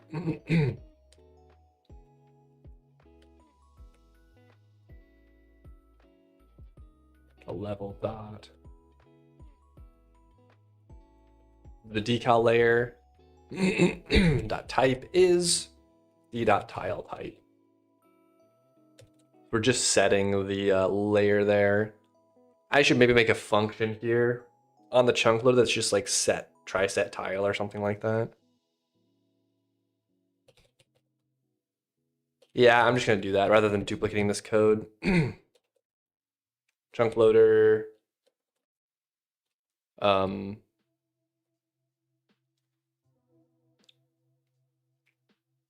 gonna kind of do it here with set object type.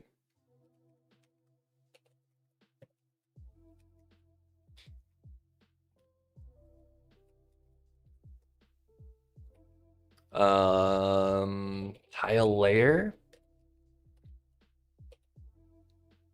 It might be like tile map layer. Hold on. Yeah. I like automation in voxel games. I want water physics so you can make water wheel power step, for example. That sounds cool. That sounds challenging as well.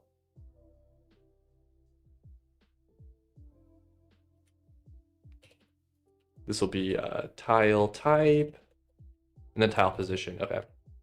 Hold on. When I edit code, my thing tries to hot reload it, but this is code that can't be hot reloaded. So it just kind of barfs. Okay. This is basically the logic, but if it's not okay, just return C layer tile type tile pause. Okay, cool. And then we need to set the C dot. We need to set the tile back.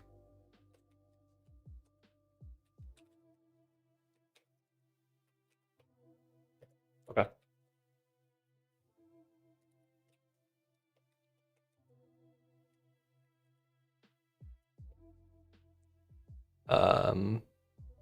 Level dot tile map decal.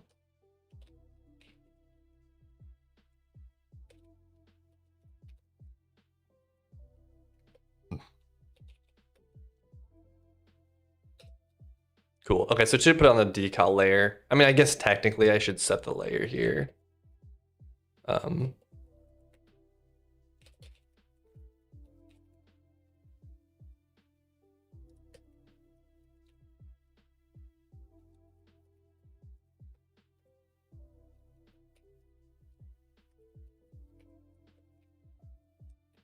Level dot tile map decal. I should do the same thing for the pool decorator as well. But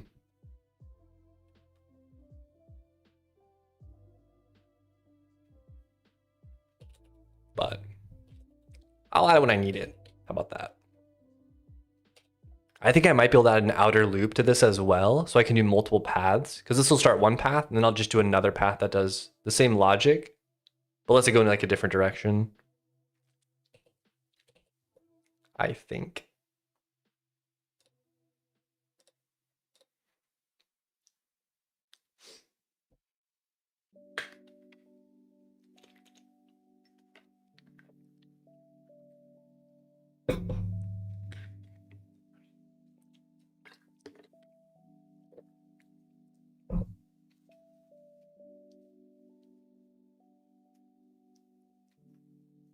Bum, bum, bum, bum.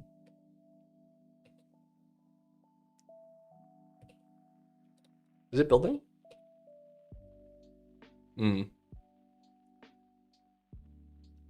The code gen or the level gen stuff. A lot of my applications depend on the level generation stuff. So a lot of things have to rebuild, unfortunately. Which is kind of silly. Like these me updating these decorators really shouldn't impact a lot of this stuff, but it does just because of how I organized it. All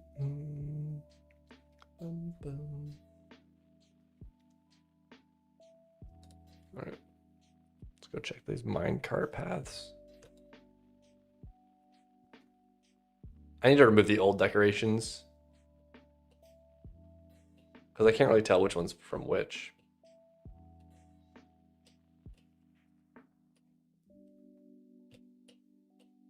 Like this one's from the normal. It's like, I don't see any of them actually.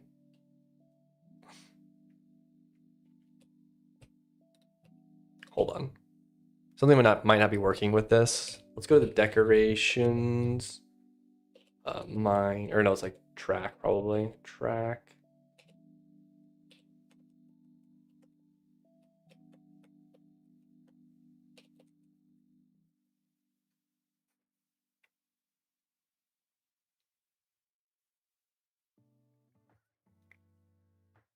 When does your deck load in?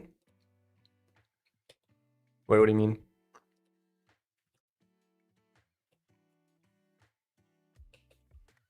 Oh, decorations. I have this new, should it be compiled in early stages load-wise, or am I stupid? It's kind of like I need to decide the decoration, like the rock that gets placed here. If there was lava down on the tile on the ground, then it would need to be like some other lava-based decoration, for example. Or if this was like a grass patch, then it needs to be what's it called? It needs to be freaking like a tree or something, right? It's got to be some bush or something that like fits that biome or that like style of area, you know? So I do the tile updates first, and then I do the decorations on top of those. So this is the track that's getting placed by the decoration pass, but for some reason it's not expanding. Oh, I know why. It's just a copy paste bug. Because I took this one, I used tile pause, and this one I used tile pause as well, but I should be using next pause.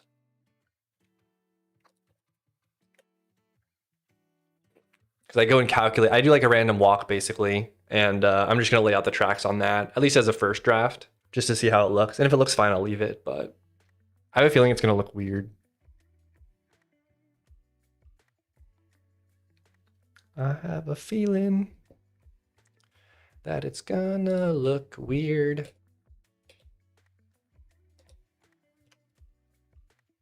Also, I can feel I think it's loading a lot slower now, unfortunately, the map, because of this. I'm not really sure why, but like there's one, there's another one, there's another one. It looks like they're only doing plus signs for some reason.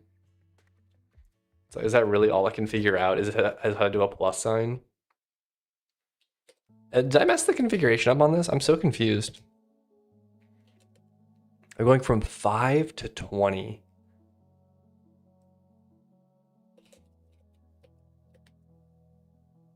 Length.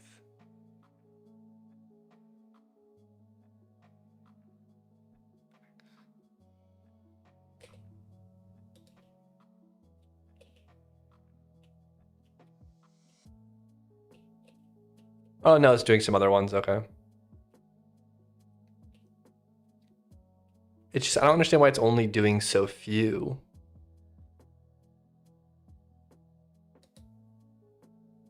Like, unless it's going and it's coming back, if that makes sense. Like, I feel like something's wrong. I feel like there should be more shapes. Like, doubling back doesn't seem that detrimental.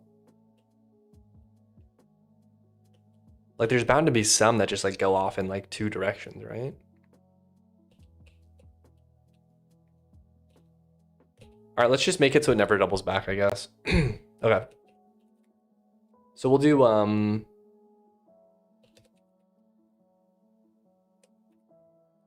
just do 10 attempts to try to find a new position. And we'll do 4, or no, sorry, this is the wrong order.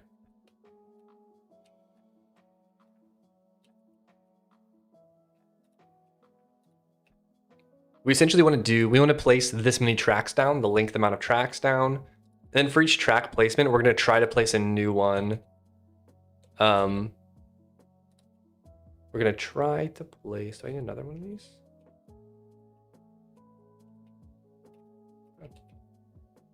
Oh, this is just offset.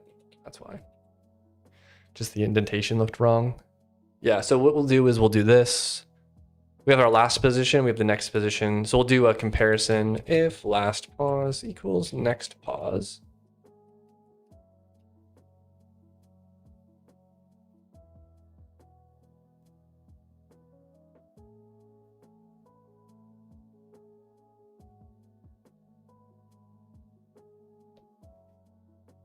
Actually, that's weird. How could it ever... it's kind of tricky because we really want a hash map, don't we?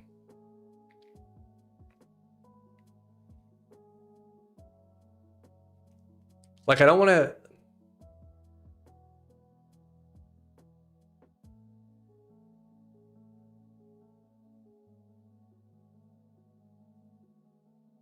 Oh, I know what the problem is.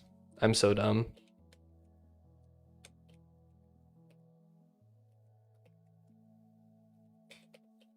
The problem is that I'm never updating the last pause.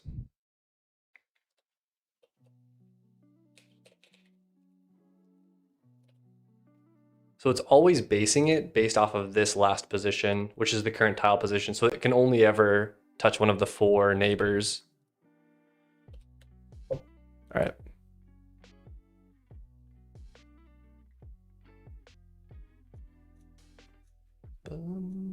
So this should fix it, hopefully. Hopefully. I'm okay with the minecart paths looking a little bit weird, but like in terms of tiling together, because some of the things don't tile super well, so like this is kind of a weird one, but there's like it's just kind of, there's not really like a way to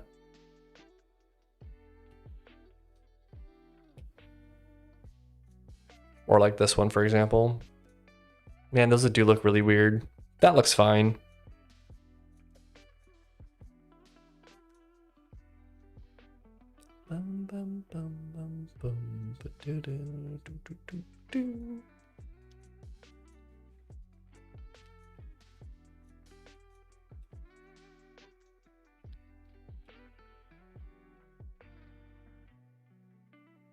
I guess I could update the tiles so they like literally let every single connection work.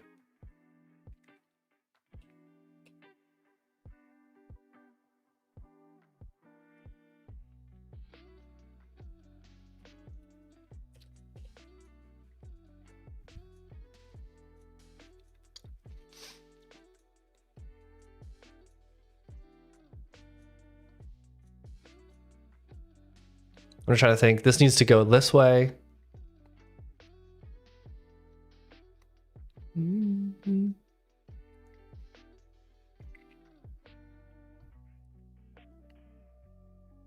It's either that or I change the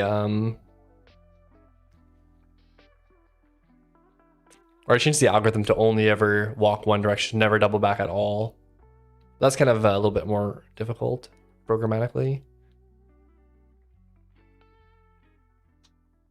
But obviously you see stuff like this, it just looks kind of weird regardless, I feel like.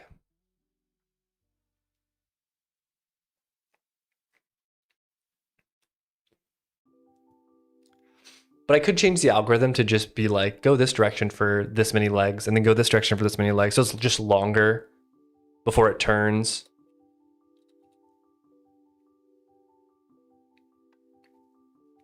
That might be a good middle ground.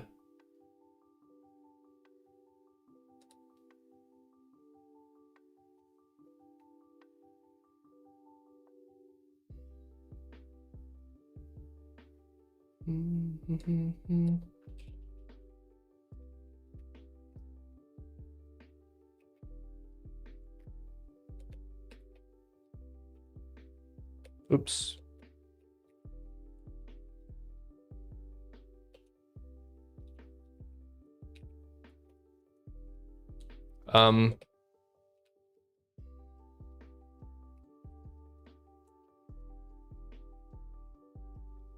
So really this is the number of turns you're picking, and then this is, but I might still get some weird, I still might get some weird connections, I don't know.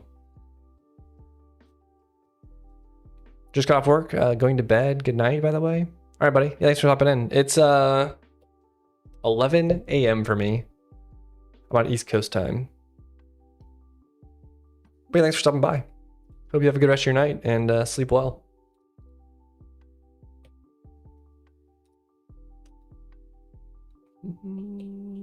That looks way better.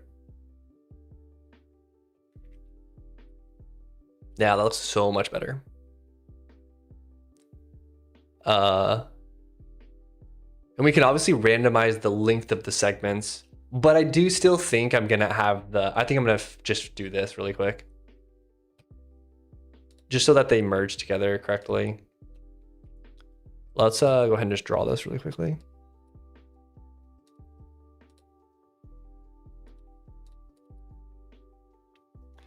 It's just kind of annoying to like, I just don't really know how to draw these, honestly. I might have to go do this and where was I doing this? Oh, I was doing it here.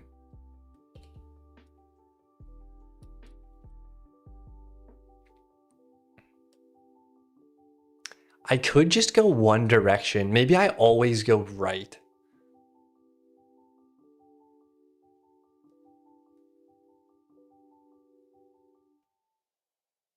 Huh. I guess it's not that big of a deal to go both directions. Really, it's like one of those like track splitter things. But like realistically, what is this one? This one's going down.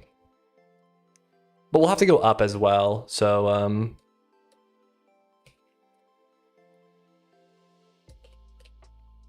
1, 2. 1, 2, okay.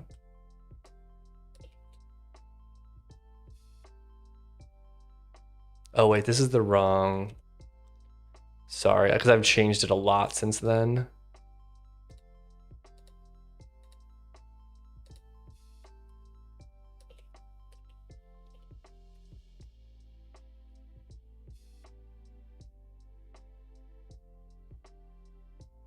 That's where we want it. I'll just put this here.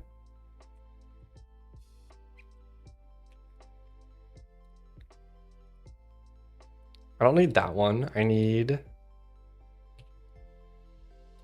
this one. And what's the other one? From left to top. There we go.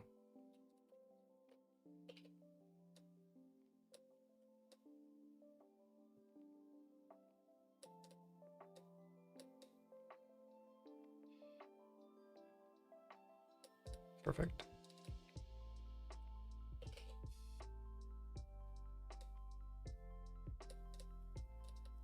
I mean, it's kind of this, isn't it?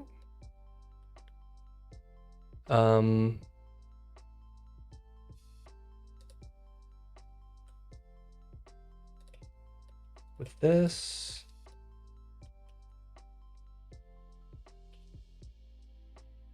The problem is, hold on, let's do this really quickly.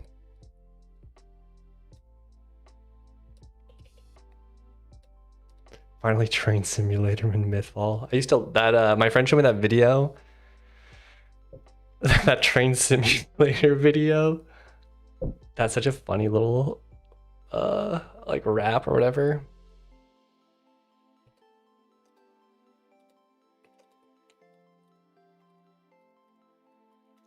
What a classic.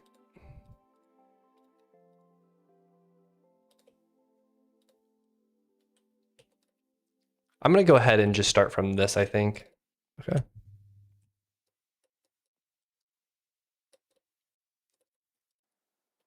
Or I don't need both of them, I just need one of them.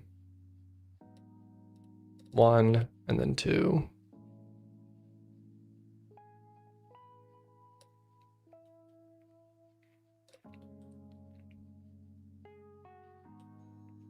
I'm gonna go ahead and grab like a dark color for all of the intersection points here and like here.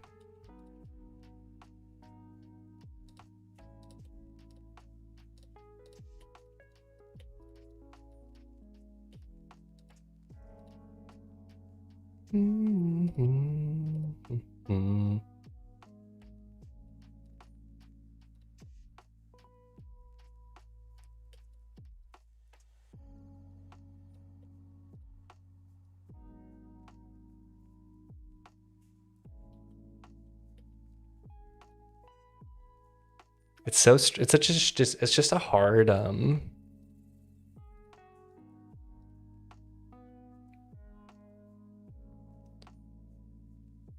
It's a hard connection to make.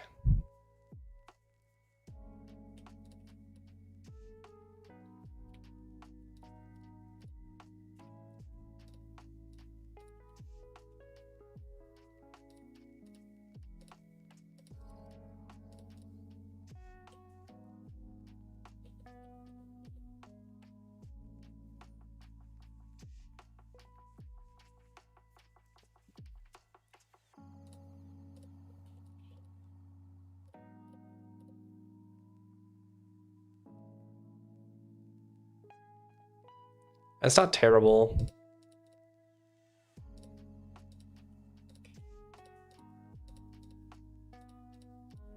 I think this is the correct. Or no?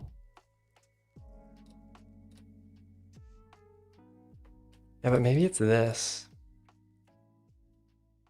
And then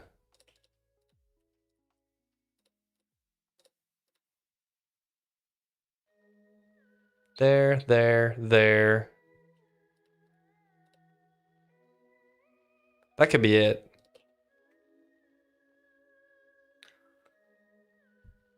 Something like that, maybe.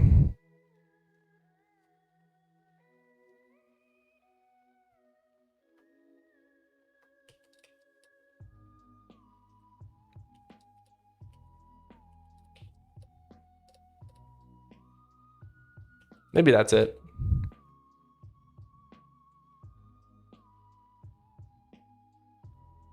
It's just such a strange shape.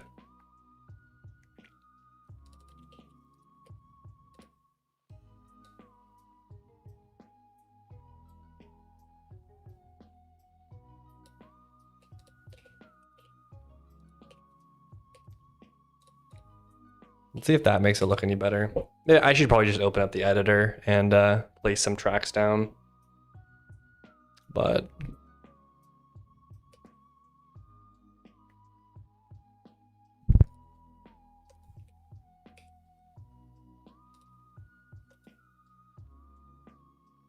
oh shoot, I forgot to take off the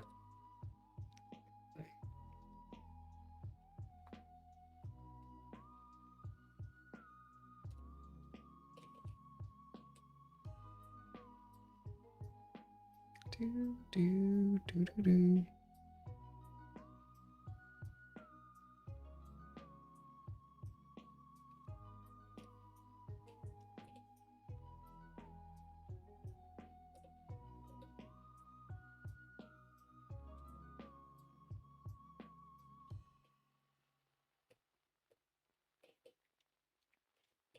Interesting, this one's spread across. I guess because this one had already existed. I don't know, actually.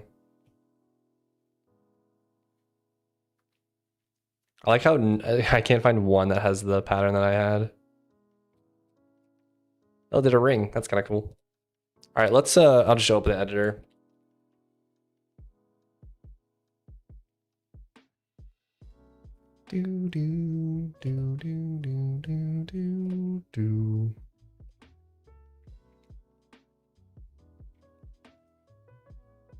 One thing I don't like about this though is I don't like how it's all metal. I might throw some wood in there.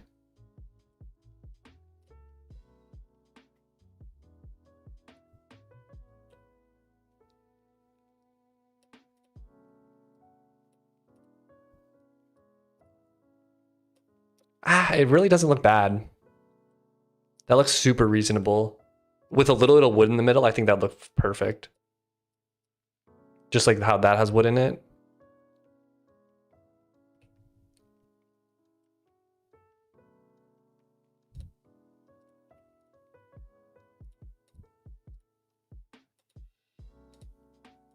If I could only find where I put it.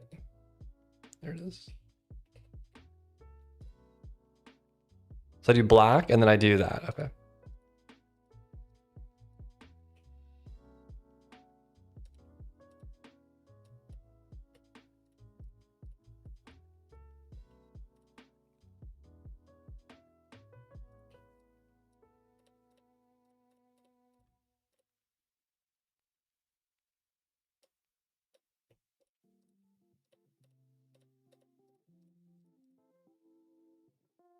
that it?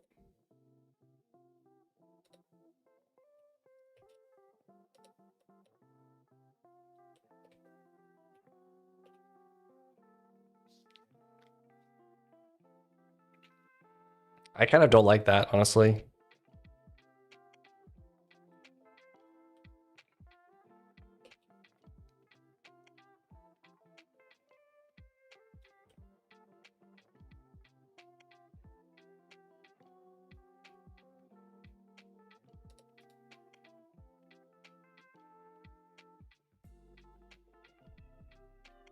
I'm just gonna leave it like this. I'm not gonna obsess over it. Okay.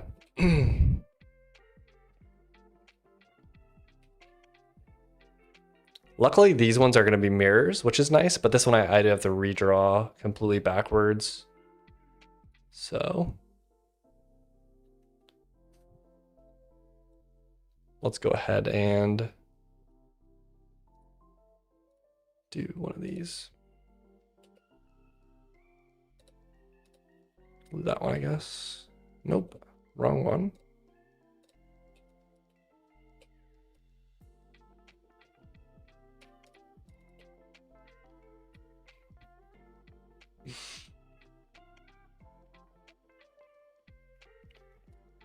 All right, and we need to integrate. Well, we can do this actually. Well, no, hold on. We need that turn and we need this turn.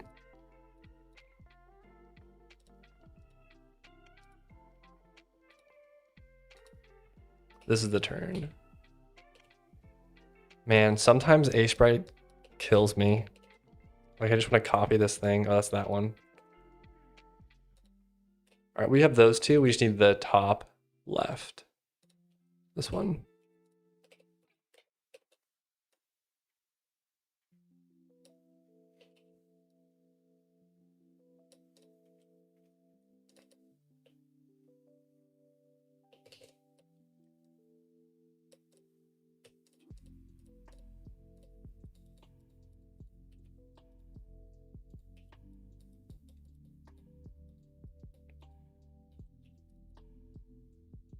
Oh, no, this is wrong. Hold on. Oops.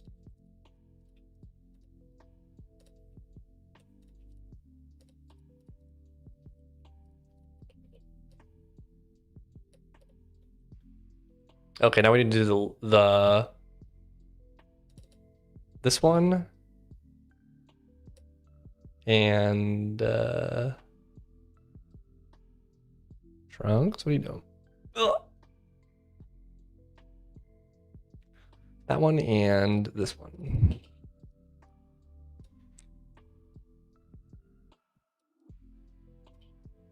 Oops.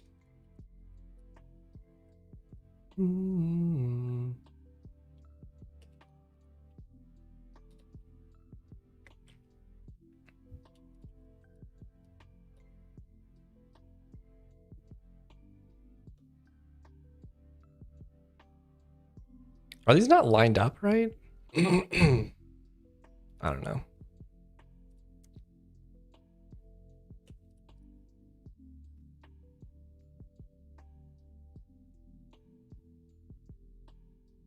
One, two, one, two. I mean, they seem right. I think it's just different because of this has the bottom on it.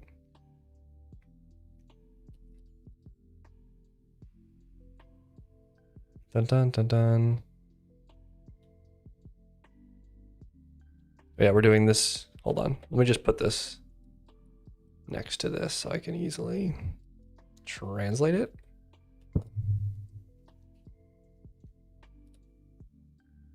I think I only have room for one of these because it goes there and there.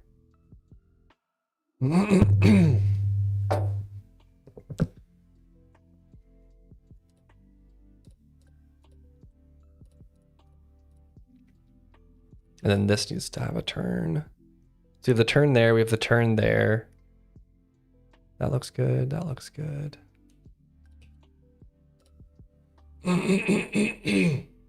Sorry.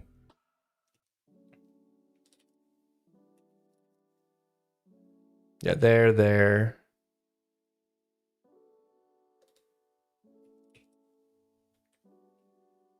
which is such a strange shape.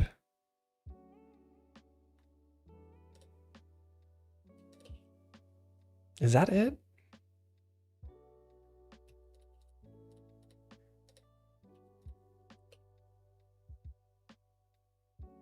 I just don't like how it's unbalanced because of this depth. That looks better. At least the outline should be balanced, I think.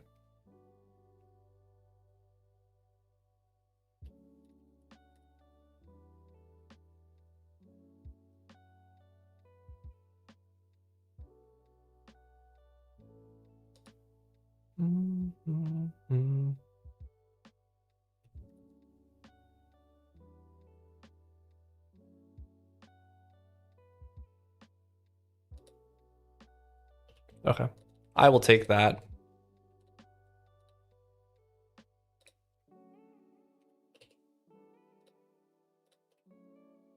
All right, there's one more, which is the opposite. Oops.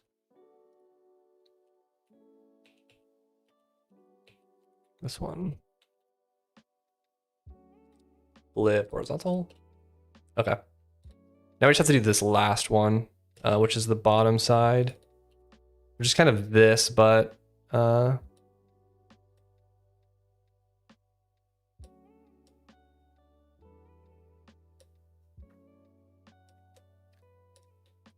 think that's going to be harder to work with than if I just did, we need left down, we need these two.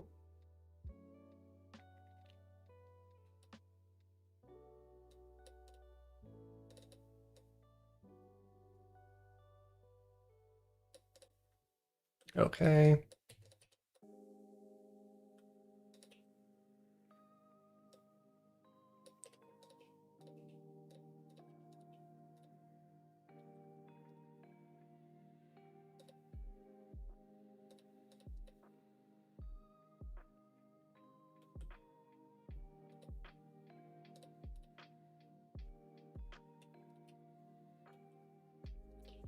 That's mirrored now.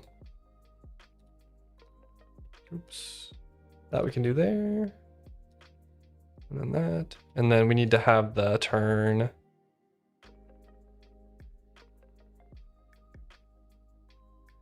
Which I guess is that, and then this. We'll make that other one darker.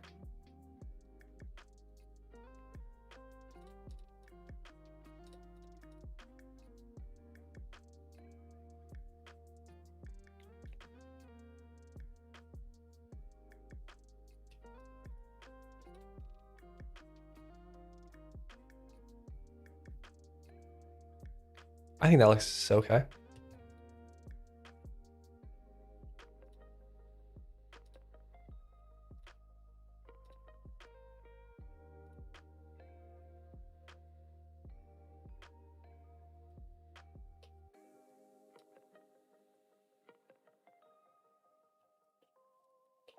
Okay.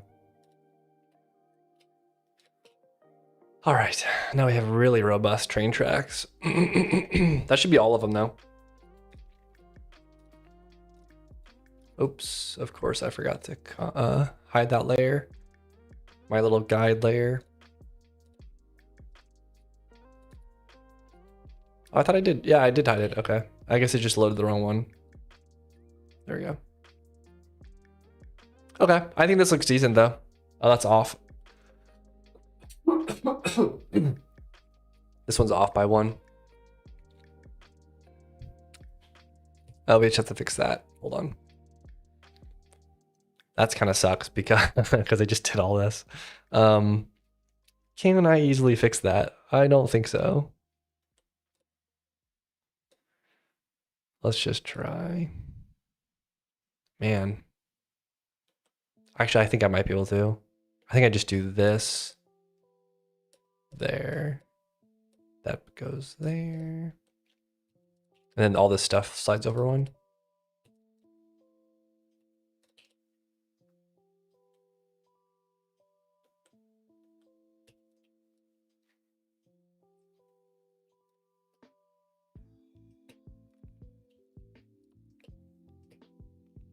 All right.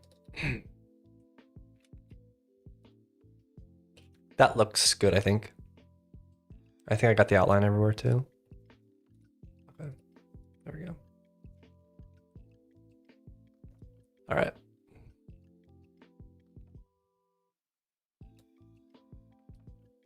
I don't know if I saved that. That's fine now. All right, let's run the game now. Make.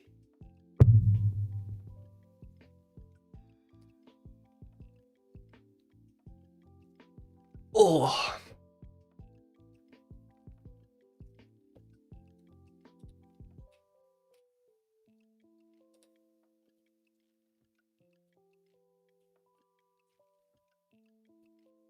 Well, at least now they're kind of all bridging together, which looks a lot better, honestly.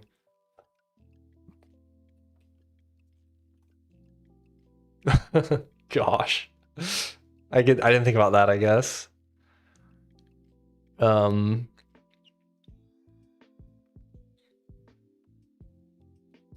mean, honestly, it doesn't look terrible. It looks weird. It's like, why would someone ever place tracks like that? But I think a lot of these are like that too, so I don't know.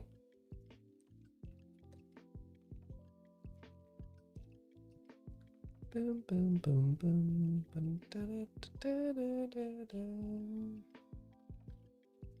I mean, what I can do is I can make it choose 2 directions and only go in those, but you lose a lot of the boxy stuff, which I think looks pretty good.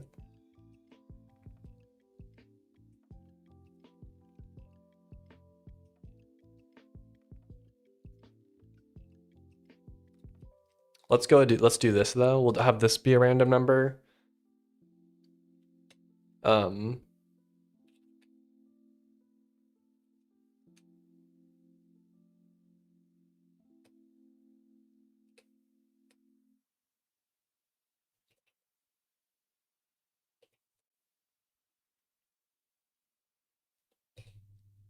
Length. I should do a segment length. I should do a number of turns, probably.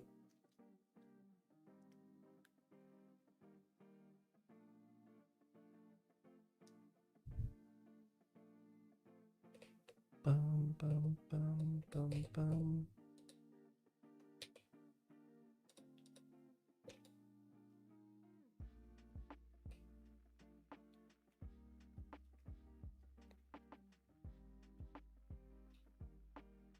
Yeah, I mean, stuff like this looks a little strange, I guess, but it does happen quite a bit as well.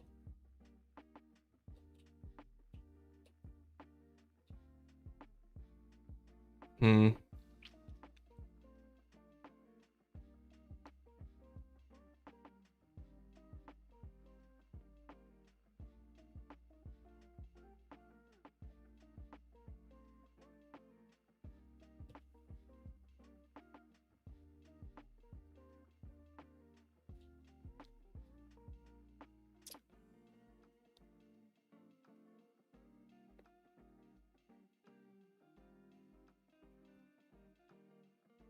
Trying to think of what I could do to never have this happen, or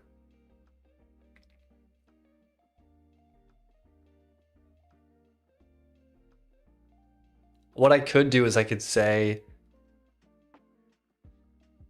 I'm trying to think of like what path it went through to cause this. And in my head, I was thinking, oh, if I just check to see if I ever impact another track, then I will know that I've kind of completed a loop. I won't keep going.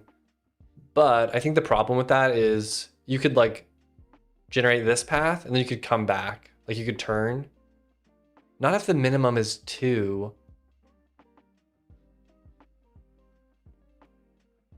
I'm just trying to think. I guess it becomes rarer. Like you could go out again and then come back and then do a long one and then bridge in that way for a couple tiles, but never impact it. But I think a lot of times it's just because it comes back and causes a loop and then it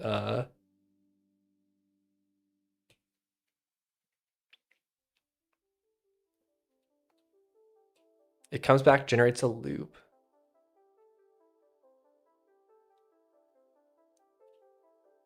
And goes through.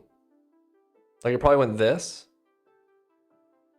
And then came back. And if I hit that, it would have stopped. So that'll at least catch some of them. This is one. How did this happen? Yeah, I mean, it could have gone down the leg and then come back and then come like that. So I could solve that by just not backtracking the old direction. Because you kind of have a 1 in 4 possibility that you're going to cause something like this. So let's not backtrack the same direction.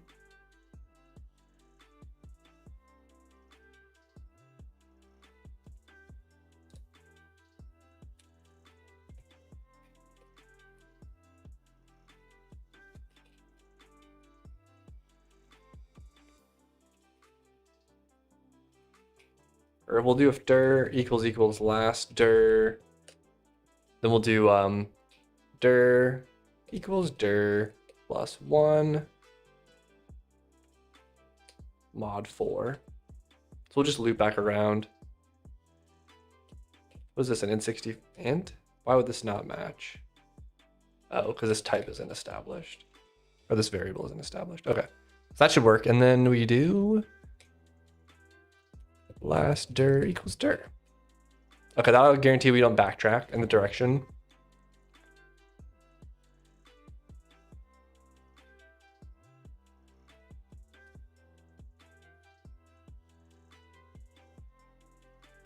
It sucks to to call it get twice.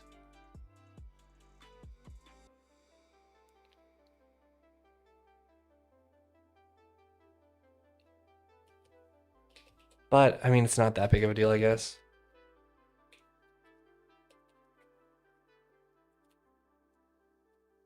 CL if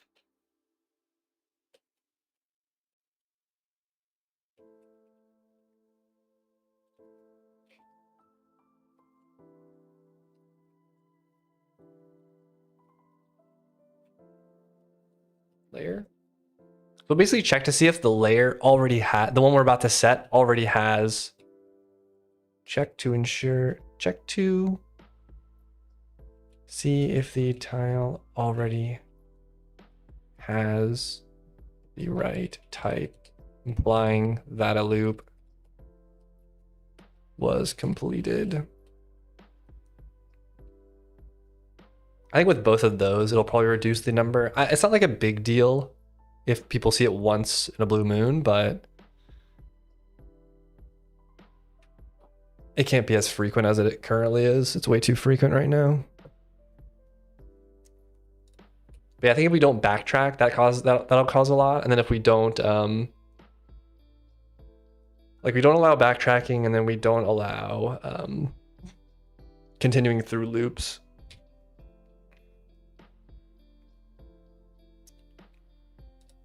I guess we should technically break, huh? Oh, now it's not going at all. Bum, bum, bum, bum, bum. Why though?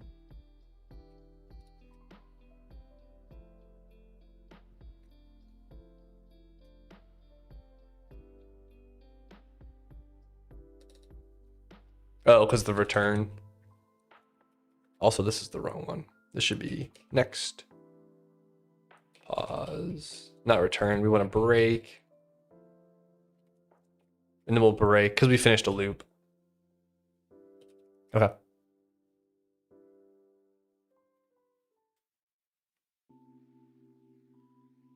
Oh wait, this logic is wrong though. Shoot. I'm trying to think. It's like really not. It's not that we don't have the same direction twice. It's that.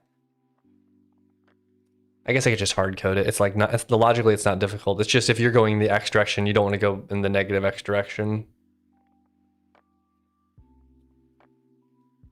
Yeah, I mean, this was the case. This is a case though where we aren't able to prevent this case. Unless I misunderstood that one. Yeah, it's still a lot. This one's not bad. This one's not terrible. What happened here though? Let's say we go down, we go left a little bit, we go up, we go right.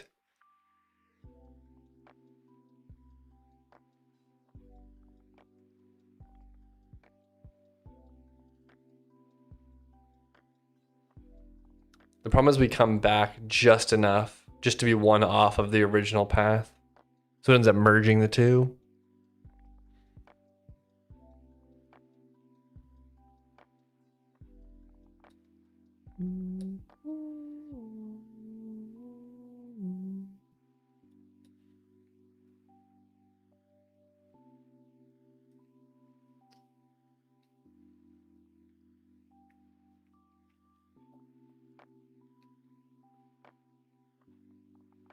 How would I detect that?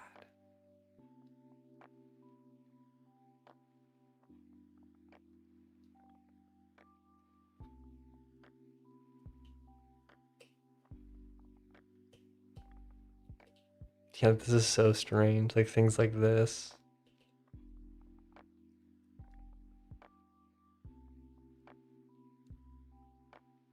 Like in my head, it's like, oh, I just want to make sure there's a spacing, but I do want them to loop. Like it's kind of cool that they loop, but it's hard to make them loop, but ensure they're like one off.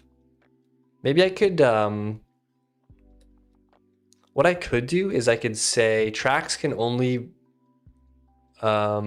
be on even numbers. That's what I'll do. I think I'll say tracks can only be on even numbers, and then, or hold on. Even, then there's always a gap between them, right? I'm trying to think if that works for column and row.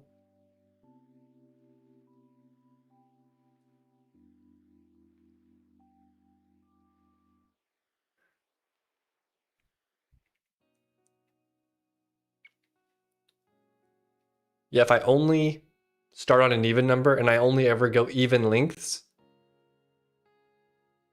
then it should just work. Lag compensation, client-side interpolation. Do you do these things? Are they necessary in your game? Yeah, I do all of those things. Yeah, they're very necessary. Like, you'll get a lot of rubber banding if you don't do lag compensation. You'll also get rubber banding if you don't do client-side interpolation. Or you'll end up like upping your tick rate on the network so high that, but like regardless, you're gonna have to interpolate stuff on the client. You even have to interpolate from your physics tick to your render tick. So you kind of have to do a lot of interpolation for that. And then lag compensation is usually solved with, it depends on what game you're making, I guess, but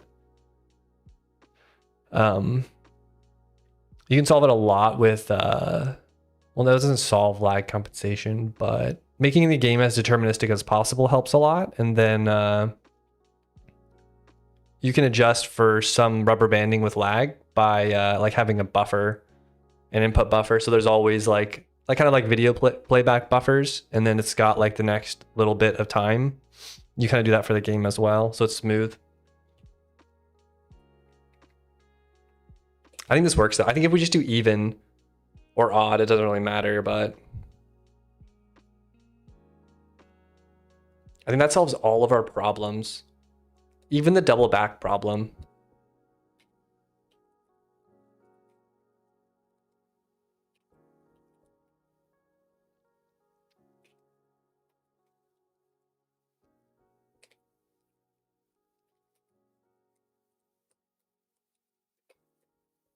So we'll make sure that that's odd, or make sure it's even.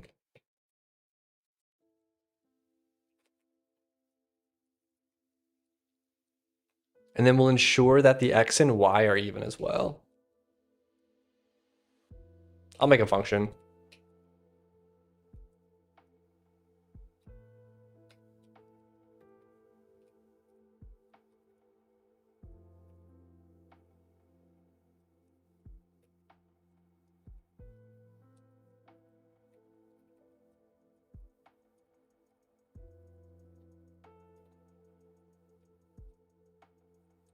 Oops, I almost did X into Y. Y.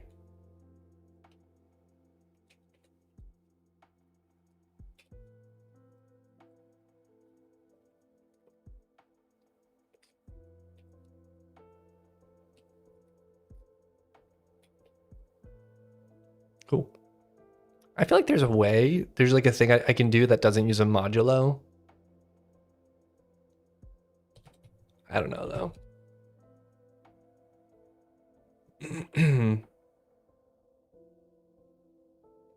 We lost to pay pocket change to hatted man in dark suit to be transported around the map on a train. Like a train conductor.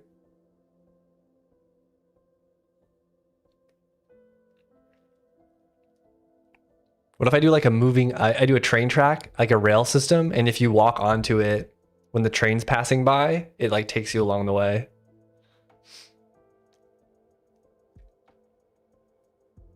I was imagining something more along the lines of a Benadryl hat man. What is that? I'm scared to Google this. Benadryl hat man.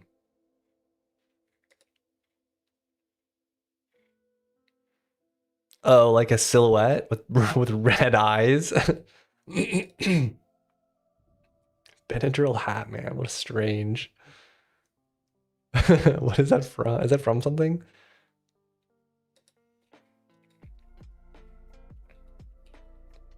Dun, dun, dun, dun, dun, dun. Yeah, I think that this will solve it. I'm like pretty sure.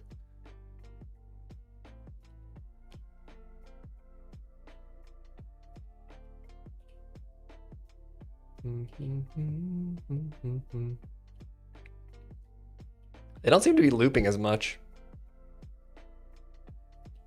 What? How is this possible? Because then one of these has to be on.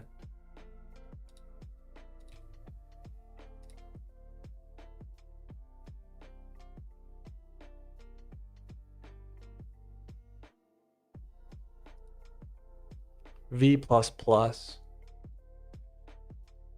I missing something? Length. The number of segments we add doesn't matter. Direction doesn't matter. If segment length is odd, it ends up being even. Oh, because we break early sometimes. So we remove this. Because maybe we were breaking. Yeah, maybe we were impacting, breaking, and then turning. Oh, so really that logic would cause more. No, because it broke, so it should stop looking. I don't know. It's from the fact that your brain is a weird psychoactive substance. People who do Benadryl apparently report increased rates of seeing dark hatted silhouettes. Oh, dang. I don't know if I've ever taken, I'm sure I've taken Benadryl, but not as an adult, I don't think I've ever taken it. That's a weird gap.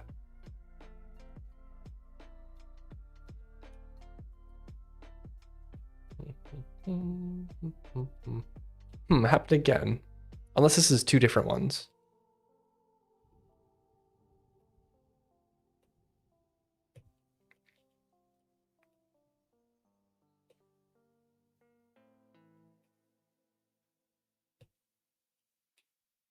At least they're not at least they're not gapping. That's whatever. At least it looks more natural.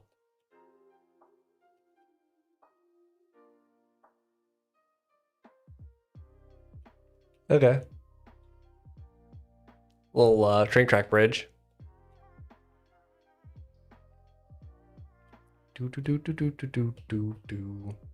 I could do a check, like if, like check to see if it's a fluid or something, or if it's swimmable, and if it's swimmable, don't place it down.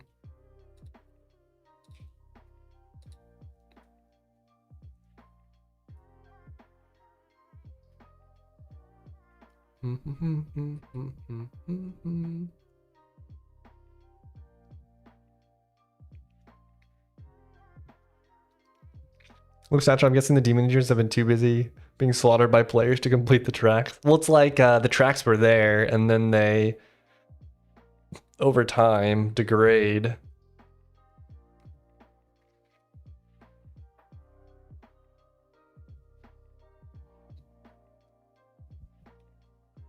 Over time, they degrade.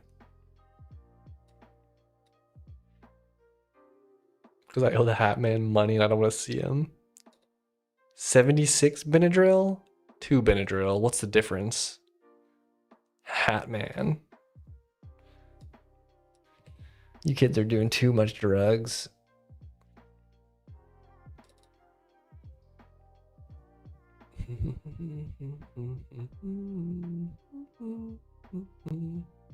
I might make this function just like try to set tile decal. No, because I want it to be layer based. I guess I could just get the tile. It's like not that big of a deal.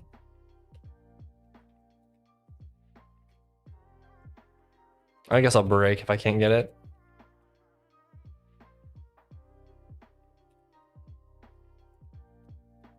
T.type.get. Isn't this a thing? Get tile.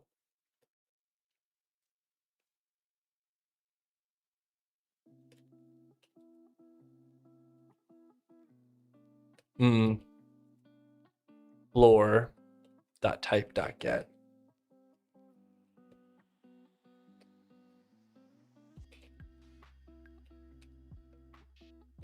I'll just do this tile config. If tile config dot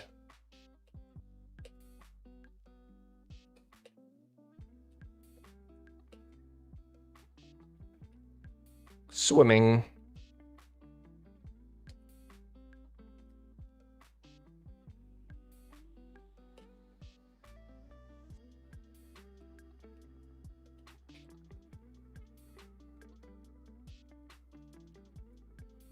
Do I use last pause? Oh, I use it to keep incrementing.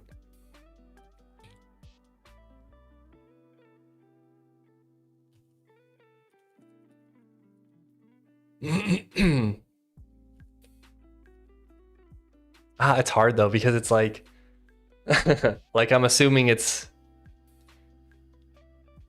I'll just add a Boolean, like skip swimming or something like that.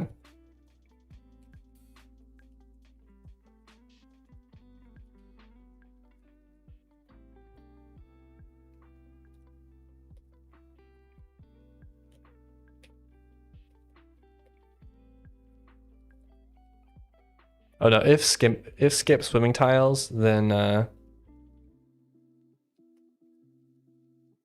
what's up, Roger? How's it going, buddy?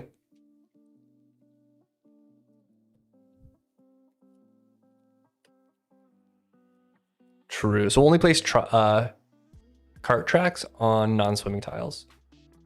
This will be a hard thing to verify, but I assume it's gonna work. Check out all the new stuff, Roger.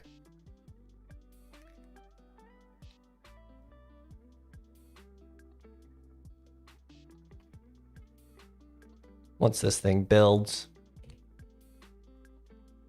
once this thing finishes recompiling the entire universe.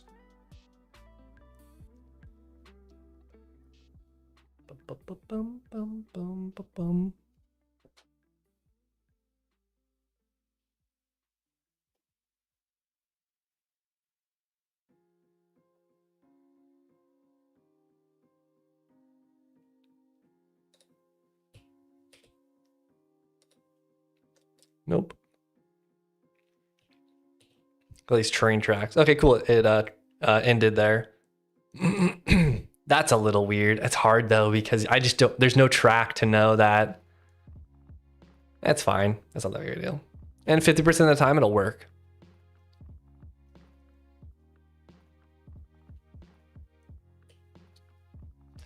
Works 50% of the time, all the time.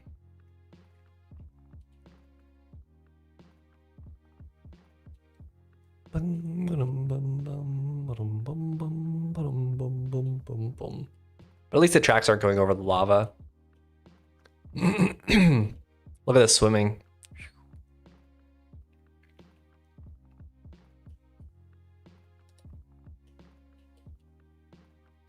I feel so lonely in the YouTube chat, but Twitch keeps giving me awesome, unethical gambling advertisements at 200% volume. What's up, Axed? How's it going, buddy? Yeah, also the mobs can swim too. Go in there. See? Look at him swimming around. That took forever to get finished. But yeah, so before, this is what I did. You had your character, and I lowered him, and then I drew like a swimming texture on top of him to cover his like torso. And the problem with that was like if you went to the edge or your sword went down or something like that, the swimming texture would like, you could see it was just a square. And then also the square size is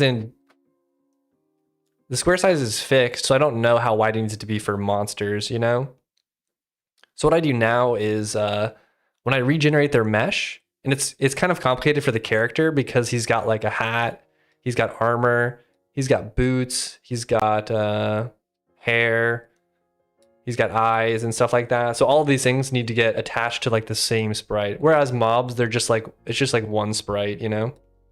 But what I do now is I have this like, when I'm generating the quad mesh for rendering, I basically like draw a line where I would have drawn that box under. And, sorry, excuse me. And I just like truncate the mesh to only show like the top portion, if that makes sense. So like instead of the vertices being like this one, this one, this one, and this one, I keep the top two, and then I move the bottom ones. I like crop it, I guess. I crop the bottom ones to be there. So then you just end up seeing this. So this is what's like the top part of the top half of the monster. And then I just visually slide it down, like I do 5 pixels. So they drop down 5 pixels and they truncate the 5 pixels off the bottom. So it should work for every single case now. And like every single equipment type should also work as well. Yeah. Took a little while to figure out, but now that's done, it's yeah, it works well. But yeah, the original solution was pretty bad. But it was like I knew I wanted to do it, so I just kind of threw something easy together, I guess. Yeah, thank you. But now we've been working on decoration stuff. So we're doing like, I'm adding these like lava pools that kind of spawn, and I'm adding these train tracks that dynamically place. And as you can see, I've been doing, oh wow, that guy dove far. Yeah, I've just been like upgrading the decorations for stuff. And splitting up the Scorched Summit biome into 2 different biomes. So there'll be this one, which is called the Sanguine Scars. And I'll probably rename Scorched Summit to be something different. I don't know what it'll be yet. Not Jesus anymore, walking on water. Yeah, all the monsters used to. The monsters all used to will walk on water like Jesus. I'd pay to no permadeath, and I'll pay for cat food. One thing that would be cool is to detect that there's like some. Actually, I'm wondering. Hold on. I'm just curious. I thought I just saw a visual bug. Let me clear all these guys.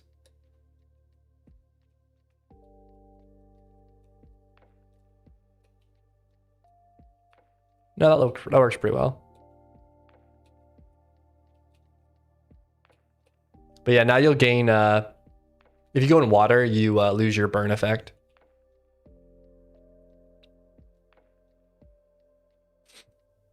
So it's coming together. But I think the train tracks look good now, so I'm pretty happy with that. And yeah.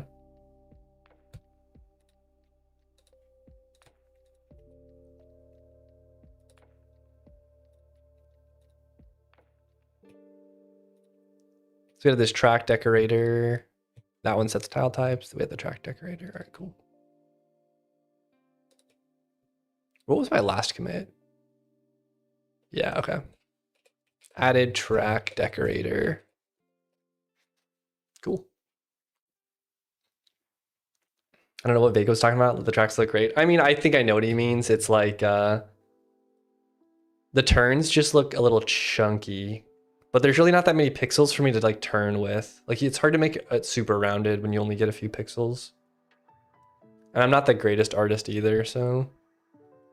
One thing I will say about them, they look a little bit too like clean. Like they're too perfect looking, so they don't look very like ruined. That's all 8 big tracks to look on the turns, yeah. Especially for like the inside, like I really only got like 2 dots, you know?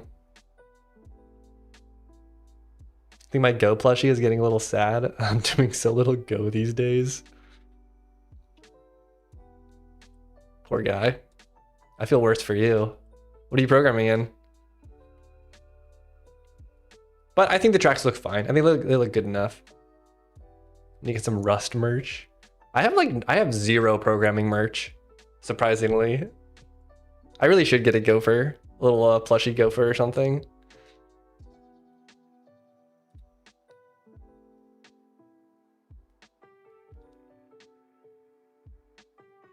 All right, so we did the minecart decal placement thing.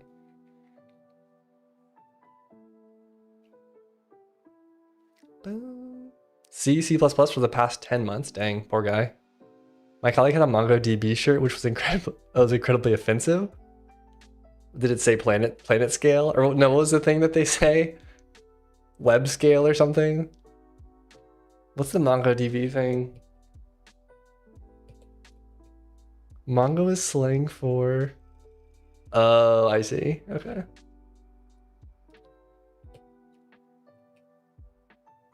It's like web scale or something.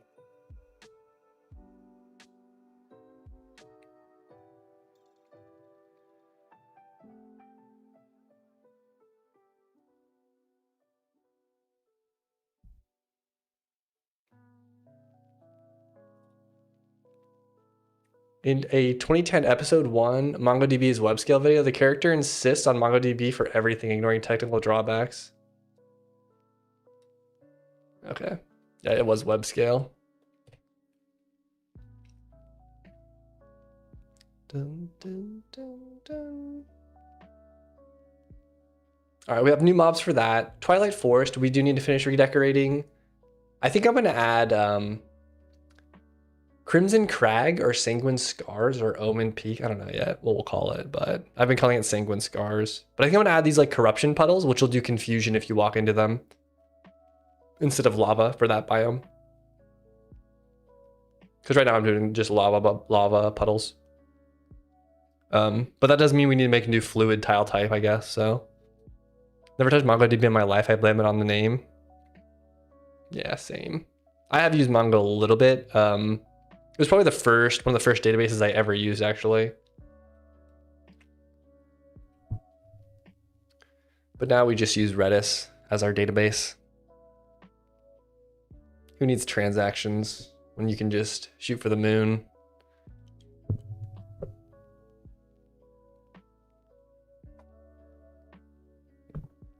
When you can just shoot for the moon. Okay.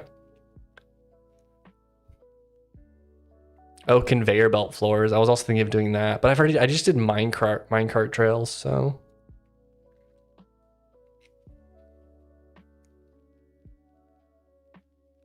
Yeah, we did this already. We did lava tiles. I think I did this, didn't I? I'm trying to remember what this, I think it's just adding volcano heads, which I added more of, so I think that's good. This biome needs more monsters.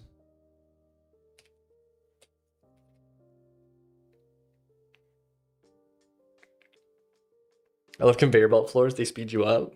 Yeah. We were playing Factorio recently, and I have the there's like some belt. Yeah, sonic speed, true. There's like what's it called? There's some equipment you can equip to your character that makes them not move on belt, but it requires a battery, and I run out of battery and then I get moved on the belt, and it's super frustrating. That game's fun, but it's also like kind of frustrating. Let's go look at Twilight Forest.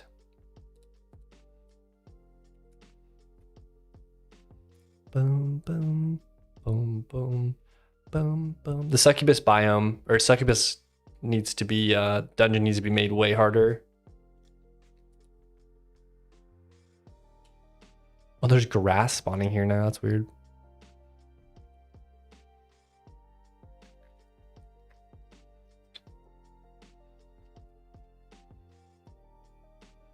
I feel like I could do a few little headstones maybe.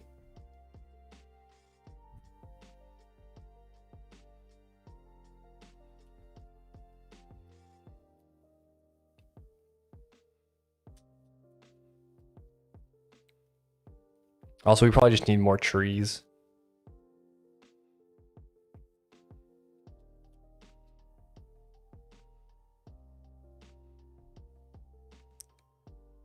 And then these guys need to be all redone. Their behaviors are pretty bad.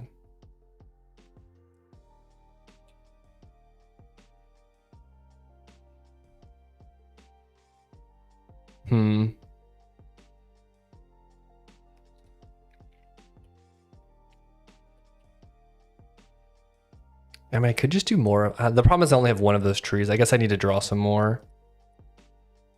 One thing I don't like about these biomes is there's nothing like tall. It's all just kind of like floor stuff.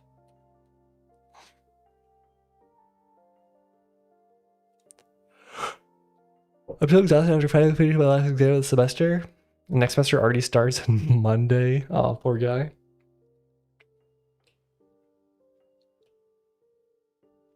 That does kind of suck.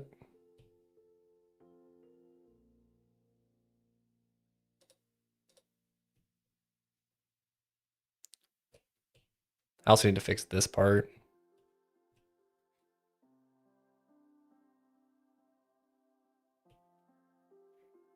And then these needed green patches.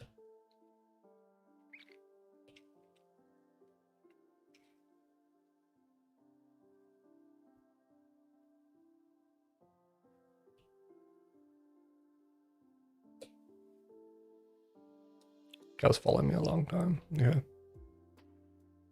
Brimfang. I think this also looks a little weird without any grass patches.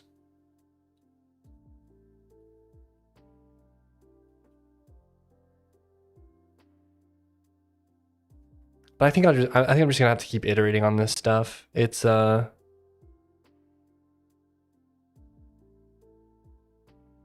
I don't want to backtrack to biomes that I already kind of finished. I want to keep moving forward, and then when I play through, I'll be like, oh, let's add this and this and this. All right, let's do that. I think this one actually has pretty good art in it. Everything's very snowy, so. All right, let's update the procedural decorations for this. We need to fix the green ones. We need to add more trees, pretty much.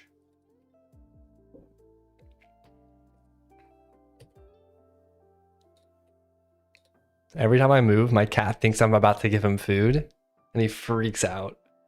He gets super excited. Let me give him food so he can eat something. I'll be right back.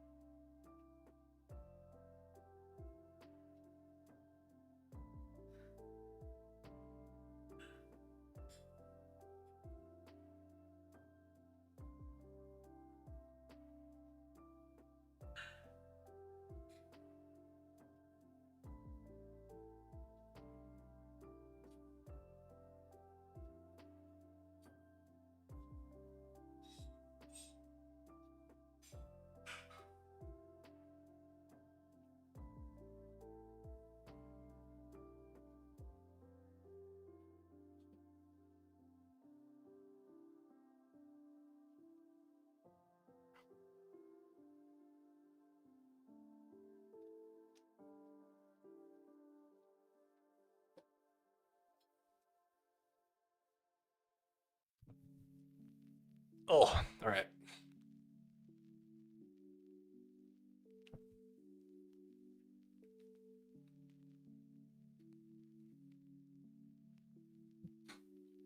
Okay, decorations.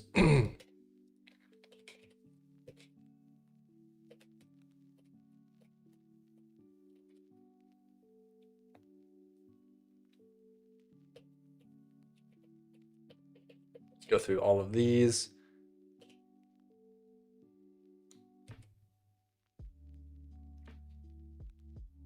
I'm trying to think of what sort of grass would fit there. I don't really know, honestly.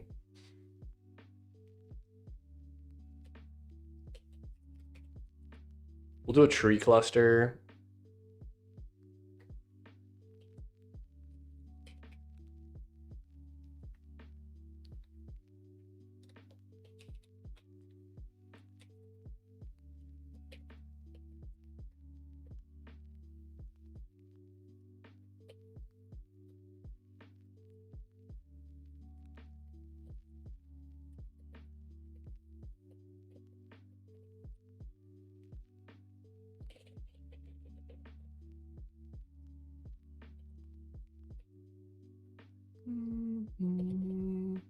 We could also do rocks too.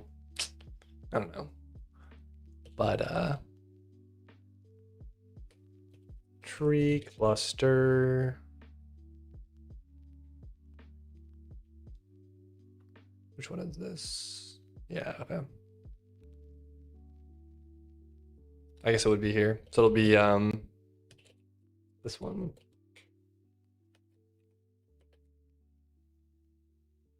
I need to set. Oh yeah, tile snap is set to true there. Okay. Okay. So we should get clusters of trees now. The grass will still be green though. I could either make like white, kind of like dead grass, maybe, or I don't remember what the floor color is, honestly. But it's supposed to be a forest. It's supposed to be twilight forest, so there's some more trees. It would be nice if there's more variance, obviously, but I'm not really sure what to make these things. Bum, bum, bum, bum, bum, bum, bum, bum.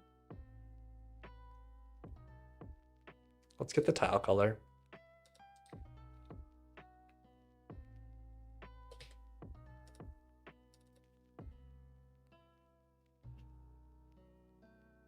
There's bound to be one that's like called haunted or something. Cave? No, not cave.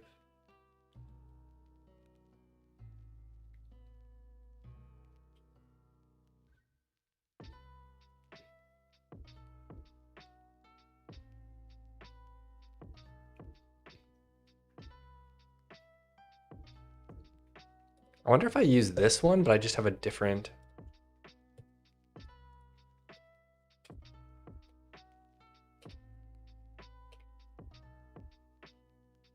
Oh, I use tile volcano.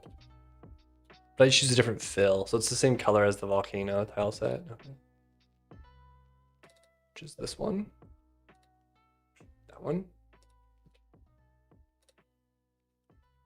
Which is this one, I think. Yeah. Okay.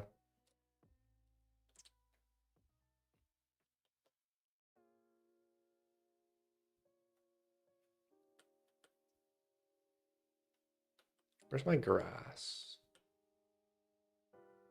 And there's obviously this one.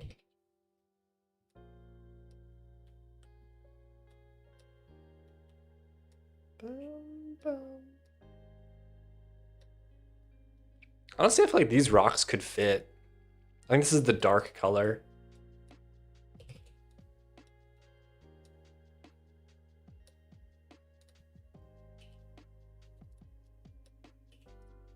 Oops.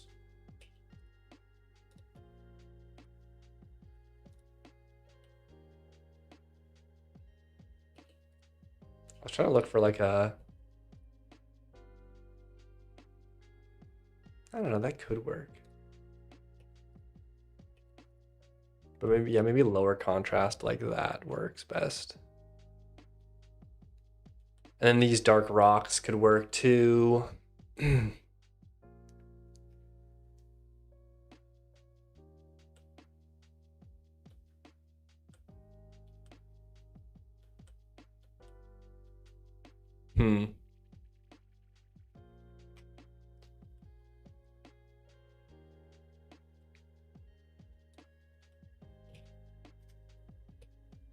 Yeah, let's try to throw the dark rocks in and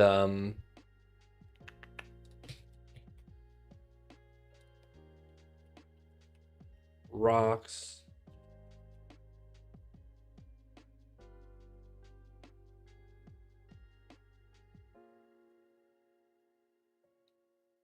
Let's try the volcano rocks. These ones are a little too dark, I think. Let's try this one. So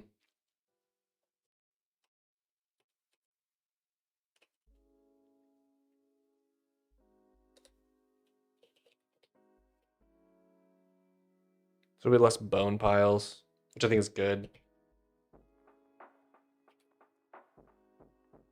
Let's do the grass. We'll do a grass change as well.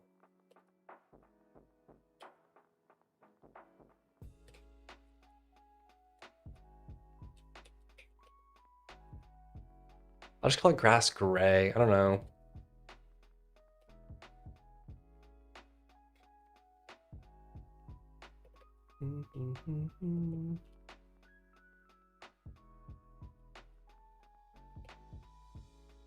Dark gray.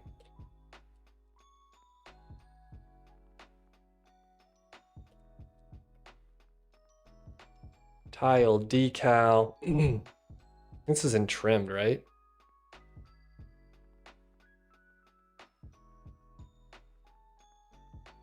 I don't really know what to put this in, honestly.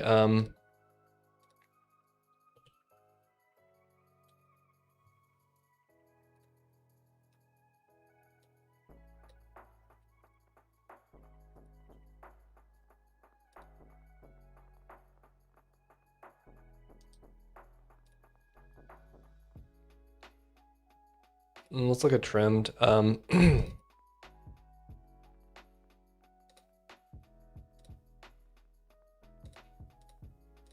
Yeah. I don't know. I guess I'll just use static haunted. I don't know. Oops, static.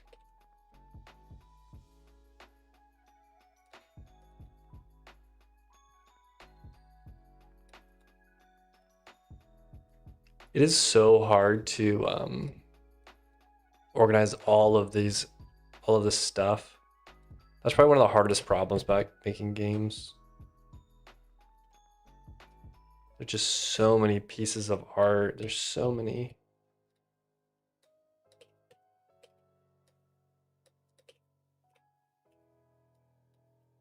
Oops.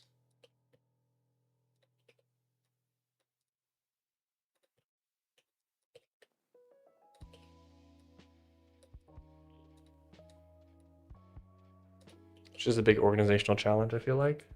Okay. All right, static haunted grass is what it'll be.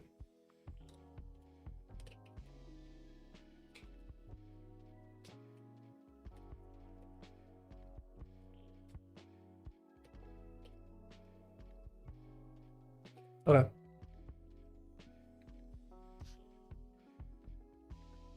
I like doing the kind of low-level programming I'm doing now, since everything is very material when you're doing direct calls to libvirt to spawn VMs.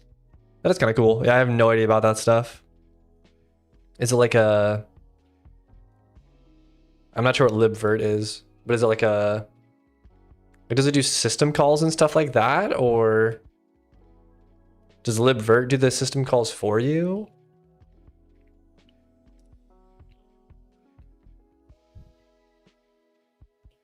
I guess I didn't use the right one.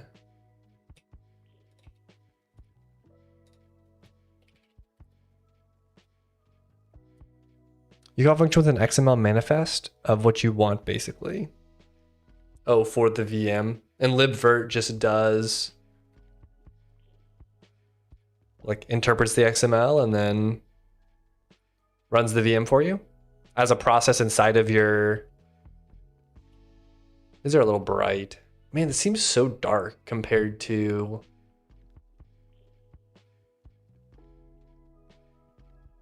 I wonder if the fill color is darker, actually. Hold on.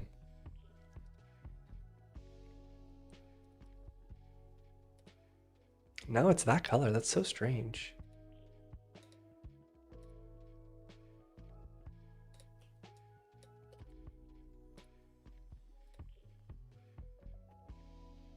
just seems so much darker than this. But that would be, yeah, that would blend in. Okay. It's not terrible, but Libert handles the actual KVM key integration for you, and you kind of have to, since the file permissions and such are a mess when you get, oh, and you don't go through libvirt first. Oh. Yeah, I genuinely don't really know how that stuff works. Like, yeah, I'm just not familiar with virtualization technology, like almost at all. These are the same color as rocks. I almost wonder if they should be more tan.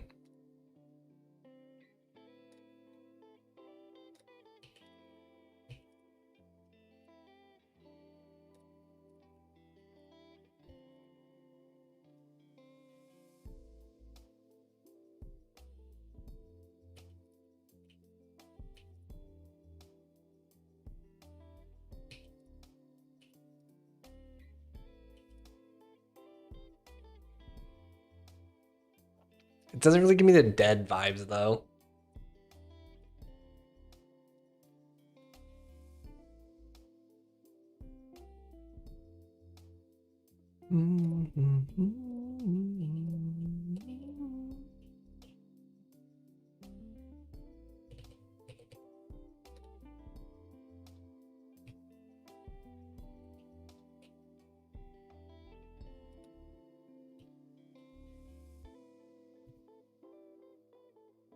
Man, I could change I could get this color maybe, or maybe I use the bone color or something.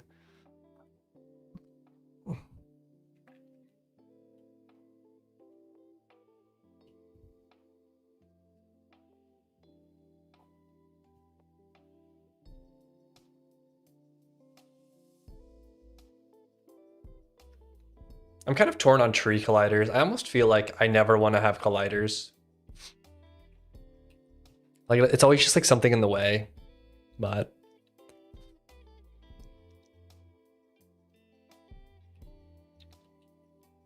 Do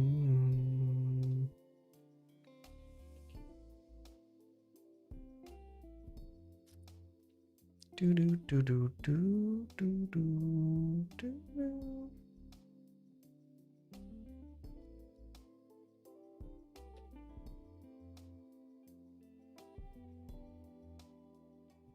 I kind of don't like this tree color though.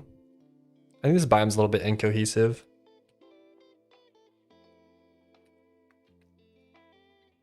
Let's go find that tree.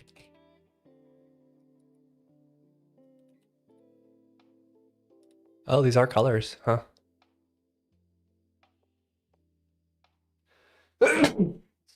Excuse me.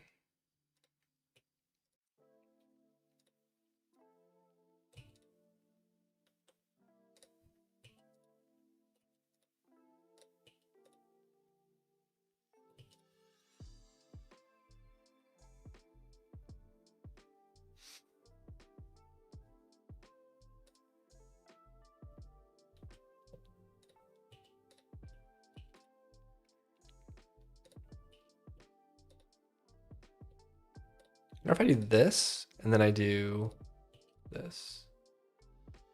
That's a pretty dark tree.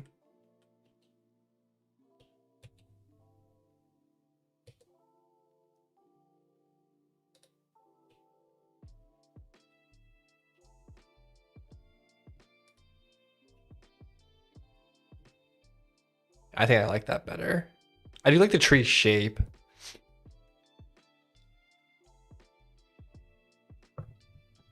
Random as heck, but apparently trees are exploding by me because it got so cold so fast. Oh, seriously? Minus 15? Oh my gosh. It's like, it's 70 degrees where I am right now. That's crazy.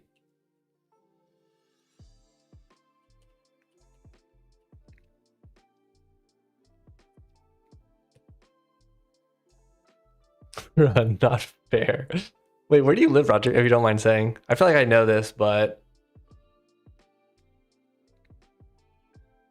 I've forgotten. Wisconsin. Oh my gosh.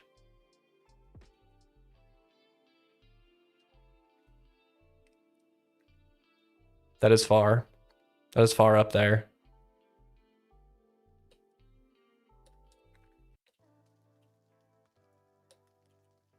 I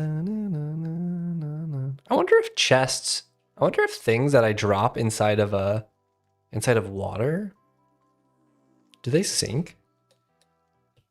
Oh, the loot bags sink too. Look at that. That's hilarious.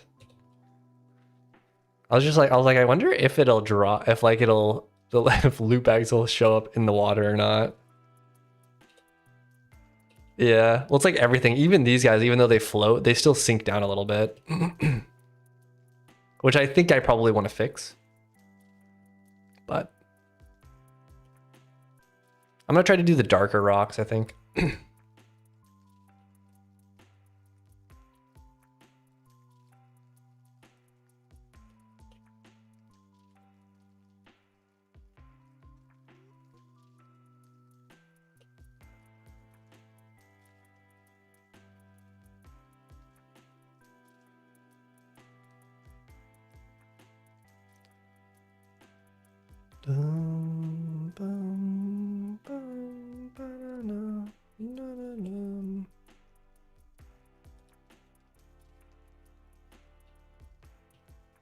I think that looks a little better.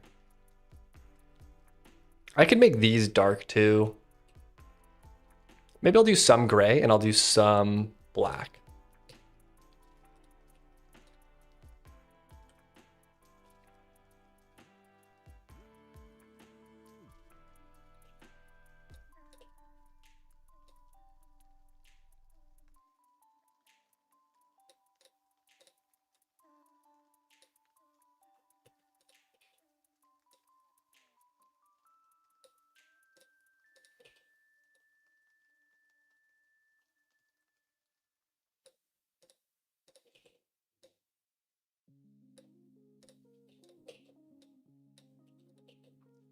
Or we get 4 more decals. 2, 3, 4.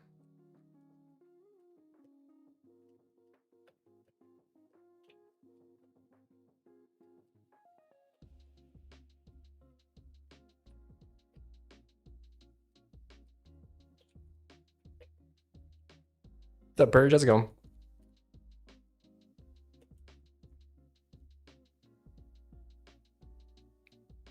The urge of submerge.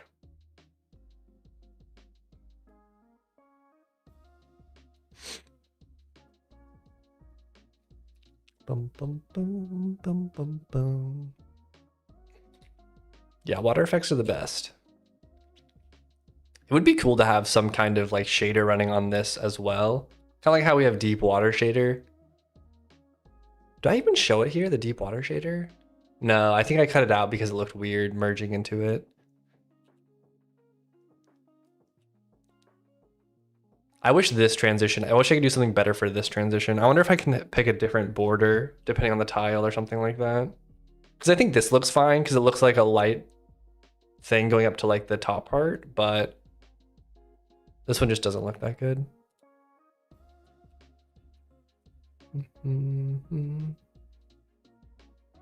Oh, I forgot to add them to the decoration list.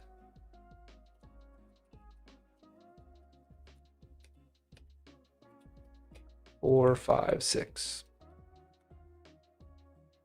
All right.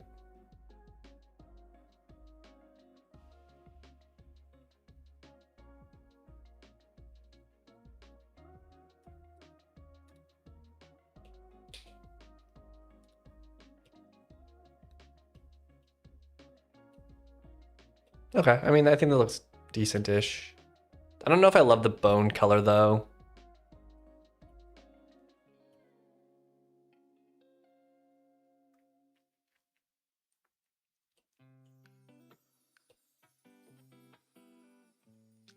And we need more tree variations.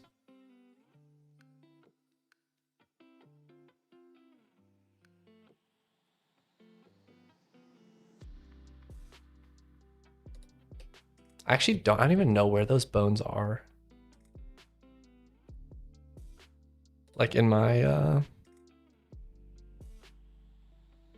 Maybe they're in here. Or actually, they might be in. Nope. Huh.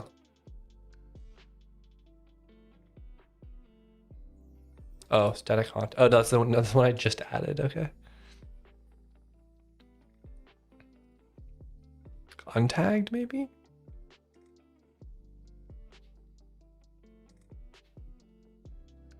Necro Garden.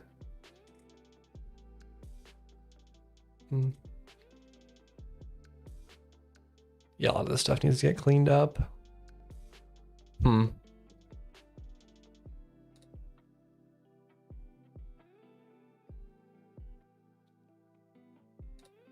What other ones do I have? Mount.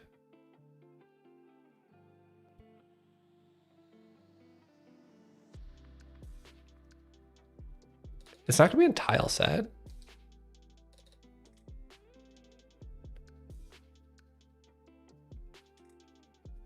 It's probably just in like some tile decal thing.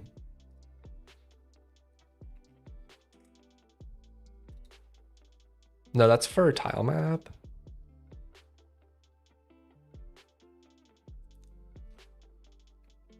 I really need to clean this stuff up.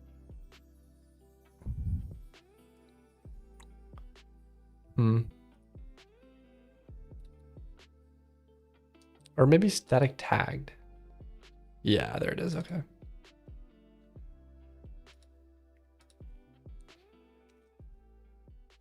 It's not a bad color.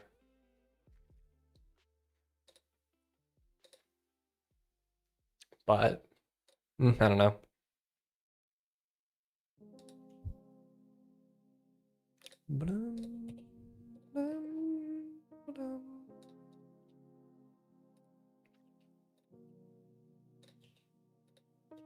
That, okay, that. We added some new grass decals. Stage.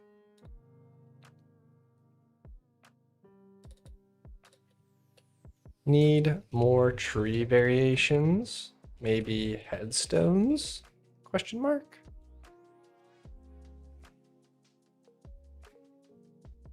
I feel like there needs to be something glowy.